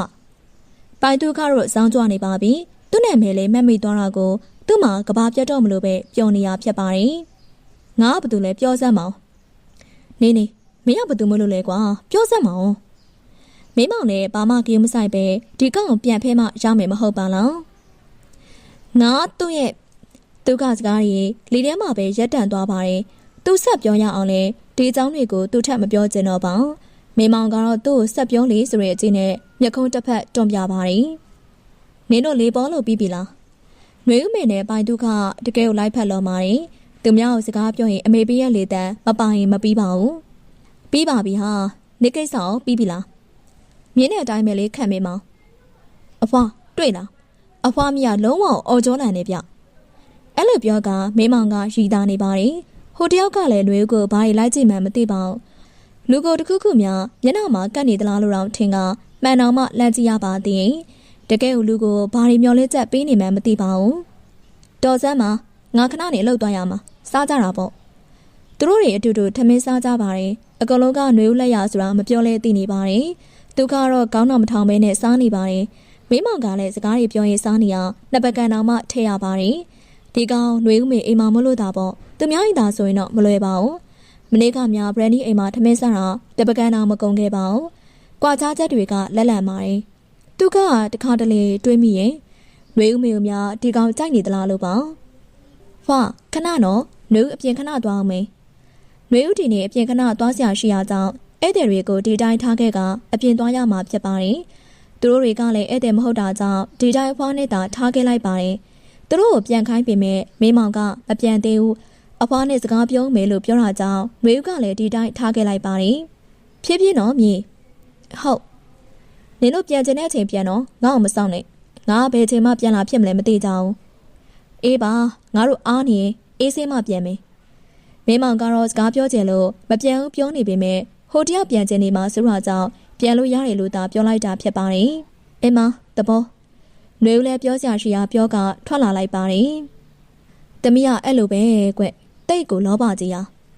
အပြောင်ထွက်သွားတဲ့နှွေဦးကိုကြည့်ကအဖွားကပြောလာခြင်းဖြစ်ပါတယ်အဖွားကတစ်ဆက်တည်းဆက်ပြောပါတယ်သူကလေတိတ်ကိုလောပါကြီးရာအခုလည်းပရက်ကိုခိုက်တင်နေရလေအဖွားကမလုပ်ဖို့ပြောပါတယ်ကွသူကကိုလှုပ်ကျင်နေရအဖွားလည်းသူ့သဘောအတိုင်းလှုပ်ခိုင်းလိုက်တာနှွေဦးကအဲ့လိုပါပဲဗျာသူကသူ့လုံးနိုင်တလောက်ဘယ်ဟာဖြစ်ဖြစ်လှုပ်တာမိမောင်ကလည်းနှွေဦးเจ้าကိုသိနေရကြောင်းပြောလိုက်တာဖြစ်ပါတယ်ဟုတ်ပါကွယ်ငါသားတို့အဖွားပြောစရာရှိရဲ့သိလားသူတို့နှစ်ယောက်လုံးအဖွားပြောလာမယ့်စကားကိုတေချာနားထောင်နေလိုက်ပါတယ်မြေเจ้าနေပါပဲလွန်ခဲ့တဲ့နှစ်တွေပေါ့ဖွားရုပ်တရက်ကျမ်းမာရေးမကောင်းဖြစ်တာလေအဲတော့သမီးကတက္ကသိုလ်ပြီးလို့အလုပ်တင်ဝင်တဲ့အချိန်လောက်ကဖြစ်မယ်ထင်တယ်အဲတော့အရေးကြီးငွေလိုတာသူလေးကအဲတော့အလုပ်ကလည်းစောင့်ဝင်တဲ့အချိန်ပြီးတော့ပတ်စံလည်းအရန်အရေးကြီးနေရောအဖွားတို့အရင်နေကရက်ွက်ကနေပြောင်းလာပြီးဒီဘက်မှာအလုပ်လာလုပ်ရတာအဖွားပြောနေရတွေကိုနားထောင်ကသူကစိတ်ထဲတွေးလိုက်တာကသူတို့လမ်းခွဲခဲ့တဲ့အချိန်တွေပါသူ့အနွေကိုလမ်းခွဲတော့ကသူပြောခဲ့တာကငါနေနဲ့တွေးရတာတကယ်ကိုစိတ်ကုန်နေငါတို့ပြက်ရအောင်နဲ့အဲ့ချိန်ပြီးရနှွေဦးနဲ့သူတို့အဆက်အသွယ်ပြက်ကနှွေဦးလည်းဒီရက်ကွက်ကနေပြောင်းသွားပြီးလုံးဝကိုအဆက်အသွယ်မရတော့တာဖြစ်ပါတယ်သူကတွေးလိုက်တာတွေကအဲ့ဒီချိန်တုန်းကနှွေဦးကတကယ်ကိုစိတ်ပင်ပန်းနေရကြောင်းသူ့ကိုလမ်းခွဲသွားတာဖြစ်နေမလားလို့ပါအဲ့ဒါကိုသူကနှွေဦးကိုအထင်တွေလွဲခဲ့တာလားလို့သူတွေးလိုက်မိပါတယ်သူလည်းအတွေးပေါင်းများစွာနဲ့အင်ကိုပြန်လာခဲ့ပါတယ်မိမောင်ကလည်းသူ့ကိုပို့ကအင်ကိုတန်းပြန်သွားပါတယ်မနေ့ပြန်နှွေဦးမေတို့အလုပ်ကိုသွားရမယ်သူတို့တတိနဲ့တွေ့ကအလုပ်ကိစ္စတိုင်ပင်ရပါအောင်မယ်အလုပ်ကတလားလောက်ကြာနိုင်ပါတယ်ဒီတလားအတွင်းသူတို့တွေအမြဲတမ်းတွေ့နေရပါအောင်မယ်မချစ်တင်ဘူးလို့ထင်တဲ့သူကပွားမှာနောက်တစ်ကြိမ်ထပ်ပြီးတော့မချစ်ချင်တော့ပါဒါပေမဲ့အဲ့လိုတော့လူမျိုးတွေမှာနှွေဦးမေမပါနေရကိုသူသိပါတယ်သူနှွေဦးပေါ်ခန်းစားချက်တွေထက်ရှိမလားစူးစမ်းနေပါတယ်တကယ်လို့ထက်ချစ်မိသွားခဲ့ရင်သူကနောက်တစ်ခါထပ်ပြီးတော့အဆုံးရှုံးခံတော့မှာမဟုတ်ပါဘူးကျွန်တော်တို့နဲ့ရုံရုံကြည်ကြည်စာချုပ်ချုပ်ပြီးရတဲ့အတွက်ကျေးဇူးပါဆရာဟွန်းသူကတော့အခုတစ်ဖက်ကလုပ်ငန်းရှင်တွေတွေ့ကစကားပြောနေရတာဖြစ်ပါတယ်ရပါတယ်ဗျဒီရောက်မိန်းကလေးကကျွန်တော်စိတ်ဝင်စားအောင်လုပ်နိုင်တယ်သူကဘေးနားမှာအတူတူထိုင်နေတဲ့နှွေဦးကိုမျက်စာပြပြကပြောလိုက်ပါတယ်နှွေဦးမေတို့ကတော့သူ့ကိုကြောင်ကြည့်နေပါတယ်ဟုတ်ပါဗျာဒါကကျွန်တော်တို့ရုံမှာအတော်ဆုံးဝန်ထမ်းလေးဗျာသိပါတယ်ဗျဒီလိုလူမျိုးရှိနေလို့ကုမ္ပဏီကဒီလောက်တိုးတက်နေရဲဆိုတာပေါ့နှွေဦးသူစကားတွေကိုနားထောင်ကသူ့ကိုစင်များမှားတောက်လာလေသလားလို့အောက်မိလိုက်ပါတယ်သူတို့ပြန်တွေ့ပြီးနောက်ပိုင်းပိုင်သူကသူ့ကိုအကောင်းပြောတာချီးကျူးတာဒီတစ်ခါပထမဆုံးပါအော်အင်းဟုတ်တာပေါ့ဆရာဟွင့်ဟုတ်တာပေါ့ကဲနှွေဦးမေ project ကြီးကိုအောင်မြင်မြင်လုပ်ကိုင်နိုင်တာကျေးဇူးပါမင်းเจ้าငါတို့ကုမ္ပဏီကနာမည်ကြီးရတော့မယ်လူတိုင်းလက်တွဲဖို့ခက်ခဲတဲ့ပကြီးစရာဟွန်းနဲ့ငါတို့မင်းကျေးဇူးကြောင့်လက်တွဲခွင့်ရတာအဲ့ဒါမင်းကိုတကယ်ကိုကျေးဇူးတင်တာပါမင်းကငါတို့ကုမ္ပဏီအတွက်မရှိမဖြစ်လိုအပ်တဲ့လူပဲမင်းကိုငါတို့ဘယ်လိုတောင်ကျေးဇူးဆက်အောင်မလဲမသိပါဘူးကွာကျေးဇူးဆက်ချင်ကျမတင်ထားတဲ့ပြောင်းရွှေ့စာမှာအမြန်လက်မှတ်ထိုးပေးပါတော့ MD နှွေတို့ကအခွင့်အရေးရရင်ရတယ်လို့စော်တတ်တာကြောင့်အခုလိုအခြေအနေကိုအခွင့်ကောင်းယူကသူတို့ကိုပြောလိုက်ပါတယ်တကယ်တော့နှွေဦးရုံပြောင်းတင်တာကိုသူကလက်မခံပဲအဖွဲ့မူမာနဲ့ပေါင်းကနှွေဦးကိုခက်ခဲတဲ့လုပ်ငန်းကိုလှုပ်ခိုင်းပါတယ်ပြီးတော့ပြောပါတဲ့ဒီ project ကိုရအောင်လို့မင်းလုံးနိုင်မှာပါလုံနိုင်အပြောင်းတင်မဲ့ကိစ္စကိုလက်ခံပေးမယ်လို့ပြောပါတယ်အဲ့ဒါကြောင့်နှွေဦးသူကနဲ့ပူပေါင်းနိုင်ဖို့အတကုံကြိုးပမ်းခဲ့ရတာဖြစ်ပါတယ်နှွေဦးရဲ့မင်းလိုအရေးချင်းရှိရဲ့ဝန်ထမ်းတစ်ယောက်ကငါတို့ရဲ့ကုမ္ပဏီကထွက်သွားမယ်ဆိုရင်ဘလို့အဆင်ပြေမှာလဲအဲ့ဒါတော့ငါလက်ခံနိုင်မယ်လို့မထင်ပါဘူးမရဘူး ကျမတို့သဘောတူထားတယ်မလား MD ပဲပြောတာလေပကြီးစရာနဲ့သာစာချုပ်ချုပ်နိုင်ခဲ့မယ်ဆိုရင်ရုံပြောင်းဖို့အတွက်အပြောင်းတင်ထားတော့လက်ခံပေးမယ်လို့ပြောခဲ့ရလေအခုအဲ့ဒီကလေးကိုတရားမယ်နော်ဒါပဲဒီချိန်မှာတော့ပြောချင်တာတွေကိုသာပြောပြလိုက်ပါတော့တယ်ဧည့်သည်ရှိနေရဲ့ဆိုတာတွေကိုလည်းသူလုံးဝဂရုမစိုက်နိုင်တော့ပါဘူးလေလူဆိုတာဂရိတရားမယ်မဟုတ်ပါဘူးလားစကားကိုရှင်ရတစ်မျိုးအခုတစ်မျိုးပြောပြီးတော့ဂရိမတီလို့မှမရတာပဲအရင်တော့ကတော့မတူသလိုမတန်သလိုအမြဲတမ်းဆက်ဆံခံနေရတာပါအခုကြမှာဘာဖြစ်လို့အချိုးတွေပြောင်းပြီးတော့ကုမ္ပဏီအတွက်ပဲမရှိမဖြစ်လိုအပ်တဲ့သူတယောက်ဖြစ်သွားရတာလေလို့စဉ်းစားလိုက်ရပါသေးတယ်နောက်ဆုံးနှွေဦးလှုပ်ချင်တဲ့အရာတွေကိုလှုပ်ခွင့်ရပါတော့မယ်သူတို့ဘက်ကလည်းရုံပြောင်းဖို့ကိစ္စကိုသဘောတူပေးမယ်လို့ပြောလာပါတယ်အခုတော့ဆရာသမားကိုကားပါကင်ထိလိုက်ဖို့ပေးနေရတာဖြစ်ပါတယ်အခန်းထဲမှာတော့ဆရာသမားကဘာပြောလဲဆိုရင်သူ့ကိုကားပါကင်ထိလိုက်ဖို့ပေးစီခြင်းနဲ့လို့ပြောပါတယ်လူကြီးတွေရဲ့ရှေ့မှာဆိုတော့နှွေဦးကလည်းသဘောတူလိုက်ပြီးတော့သူ့ကိုကားပါကင်ထိလိုက်ဖို့ပေးရပါတယ်နေကားကဘယ်နားမှာလဲကားပါကင်နဲ့လမ်းလျှောက်နေရအတော်လေးကိုကြာနေပြီဖြစ်တာကြောင့်စကားမပြောဘဲနေလို့မရတော့ဘူးလို့တွေးကသူ့ကိုစကားပြောလိုက်ခြင်းဖြစ်ပါတယ်နေဦးငါလည်းမသိဘူးရှာနေရဲ့ဟဲ့ရမို့ကိုနှိပ်လိုက်လေအဲ့ဒါမှနှစ်ကဘယ်နားမှာရှိမှလဲဆိုတာသိရမှာပေါ့ငါကအဲ့လိုလုံးလို့မရဘူးအဲလုံးလို့ဘာစကားပြောရမလဲဆိုတာကိုလည်းမသိတော့ပါဘူးသူ့လိုနာမည်ကြီးတူကကားကူရာမှအပေါ်စားစီးရတယ်လို့ဒီခေတ်မှာလူတော်များများကကားတော်လေးကိုနှိပ်လိုက်တာနဲ့အတံမြရဲ့ကားမျိုးတွေကိုပဲတုံးကြတာမဟုတ်ပါဘူးလားဘယ်နဲ့သူ့ကြမှာကားကဒီလောက်တယောက်နေရတဲ့ဟဲ့နင်းလေတကယ်ဘလို့လူလဲကို့ကောင်ဘယ်နာထားခဲ့လဲဆိုတော့နေတတိမရအောင်လားကားပါကင်အဖြစ်နှာခေါင်းပေါက်လောက်လေးပဲရှိရဲ့ကိစ္စကိုသူကသူ့ကားပြောင်းလို့လိုက်ရှာနေရဲဆိုတော့ဘလို့လုပ်ရမလဲတခါတလေကြာရင်လေဒီငတုံးကဘလို့များနာမည်ကြီးပကြီးစရာတယောက်ဖြစ်လာလဲလို့စဉ်းစားမိပါသေးရင်ဟုတ်တာပဲငါကားမှမပါတာသူခရကိုကားပါလာတာမပါလာတာကတော့သူသိရပေါ့နှွေဦးမေကိုသူတမင်ဒုက္ခပေးချင်တာကြောင့်သူတမင်ပဲကားပါကင်ထဲကိုရှောက်ပတ်သွားနေရဖြစ်ပါတယ်ပိုင်ဒုက္ခနှွေဦးမေတို့ကဘယ်နေရာဘယ်ချိန်မဆိုသူ့ကိုရန်တွေ့နေတတ်ပါတယ်အခုလဲသူ့ကိုအော်ချလိုက်တာအတန်ကကြီးကန်းတန်လို့စူးရှနေပါတယ်ဘာလဲနှွေဦးရနှွေဦးဒီနာမည်ကိုသူ့ပါဇက်ကနေမထွက်တာဘယ်လောက်ကြာပြီလဲဒီနူးနူးညံ့ညံ့နှွေဦးဆိုတဲ့နာမည်အမြဲတမ်းနှွေဦးမေနေရဘာဖြစ်တယ်ညာဖြစ်တယ်လို့အမြဲပြောနေရအခုမှနှွေဦးတဲ့ပိုင်ဒုက္ခနေတကယ်မကောင်းတဲ့ကောင်နှွေဦးသူ့ကိုရန်ထောင်လိုက်ပါတယ်ဘာလဲနင်ငါ့ကိုတသက်လုံးနိုင်စားလာတာငါအခုမှနေ့ကိုပြန်နိုင်တာတခါပဲရှိသေးရဲ့နော်အေးပါနင်မှတ်ထားနှွေဦးသူနဲ့စကားတွေပြိုင်မပြောချင်တာကြောင့်အနောက်ကိုလည်းအတွက်ကားပါခင်းနဲ့အရှိန်နဲ့မောင်းဝင်လာတဲ့ကားတစ်စီးကြောင့်ဒုက္ခနှွေဦးလက်ကိုဆွဲလိုက်ရပါတယ်နှွေဦးအဆင်ပြေလားလက်လိုက်တာဘလို့ကားလဲမသိပါဘူးတေချာမမောင်းပါဘူးကားပါခင်းကိုကားပြိုင်ခွင်းများထင်နေလားမသိပါဘူးအင်းရပါတယ်ပါဇက်ကရတယ်ပြောနေပေမဲ့ရင်တွေကတော့တုံနေစေပါသူတတိထားမိလိုက်တဲ့အချိန်မှာသူ့ရဲ့ခန္ဓာကိုယ်ကသူကလက်ထဲရောက်နေရဲဆိုတာပါနှွေဦးဒီချင်းတွေကအမြန်ဆုံးရုံထွက်လိုက်ပါတယ်ပြန်တော့လေနေ့ကိုဘယ်သူကလာခေါ်မှလဲစိတ်ကလှူရှားနေတဲ့အရှင်ကြောင့်စကားတွေပါထစ်ကုန်ပါတယ်ပြန်ပါမောင်းမထုတ်ပါနဲ့ပြန်ပြီနော်နောက်နေ့ဆက်သွယ်လိုက်မယ်သူကကားဆရာခေါ်ထားတာကြောင့်အပြင်ကိုထွက်လာလိုက်ပါတယ်ဟိုကောင်မလေးကတော့ဘလို့ပုံစံနဲ့ကြံခဲ့တယ်ဆိုတာကိုသူမသိပါဘူးကိုမင်းမင်းမအလုံးများနေတော့အခန်းထဲဝင်လာတဲ့သူကြောင့်လှုပ်လက်စားလှုပ်တွေကိုရက်လိုက်ပြီးမော်ကြည့်လိုက်ပါတယ်အတန်ကြားရဲကဘာတူလဲဆိုတာကိုသူကြိုပြီးတော့သိနေခဲ့ပါတယ်အော်နီနီဟုတ်တယ်နီနီပါနီနီကပြောရင်းဆိုရင်သူ့ရှေ့ကထိုင်ကုန်ပုံလာထိုင်ပါတယ်လိုင်းအောင်မင်းမောင်ကပြုံးရွှေစာနဲ့ပဲမေးလိုက်ပါတယ်လိုင်းရဒီလိုပါကိုမင်းရဲ့နီနီကပုံစံတစ်မျိုးပြောင်းနေရလို့ပြောလို့ရပါတယ်အရင်တုန်းကလို့မဟုတ်တော့ဘဲနဲ့အခုပုံစံကနည်းနည်းနူးနူးညံ့ညံ့ဖြစ်နေရလို့ပြောရမလားပါကဲစိုးစမ်းမအောင်ဗျကိုမင်းရဲ့ဦးလေးလေဆရာဖေလေသူက resort တွေအများကြီးပိုင်တယ်လို့ကြားရင်ဟုတ်လားဟုတ်တယ်လေဘာဖြစ်လို့လဲနီနီအကူကြီးတစ်ခုလောက်တောင်းချင်လို့ရမလားရပါတယ်ဗျကူညီပေးရမှာပေါ့ဒီလိုကိုမင်းရဲ့နီနီအရာမိသားစုတွေကစင်ကာပူကနေဒီကိုလိုက်လာကြမှာအဲ့ဒါသူတို့နေဖို့အတွက် resort မှာကြိုးပြီးတော့ထိတ်ထားခြင်းလို့ပါဒီမှာဟိုတယ်တွေကအများကြီးရှိပေမဲ့လည်းဖြူလာတဲ့နေရာအရင်မရှိလို့လေကိုမင်းဦးလေး resort ကျတော့အရင်တစ်ခါတော့ကြော်ညာလာရိုက်တော့ရောက်ဘူးလေအဲ့တော့နေရအရင်သဘောကျနေရအဲ့ဒါကြောင့်တဲလို့ရနိုင်မလားလို့အကူကြီးတောင်းကြည့်ရတာပေါ့နီနီရဲ့ဘာမရစရာအကြောင်းရှိလို့လဲ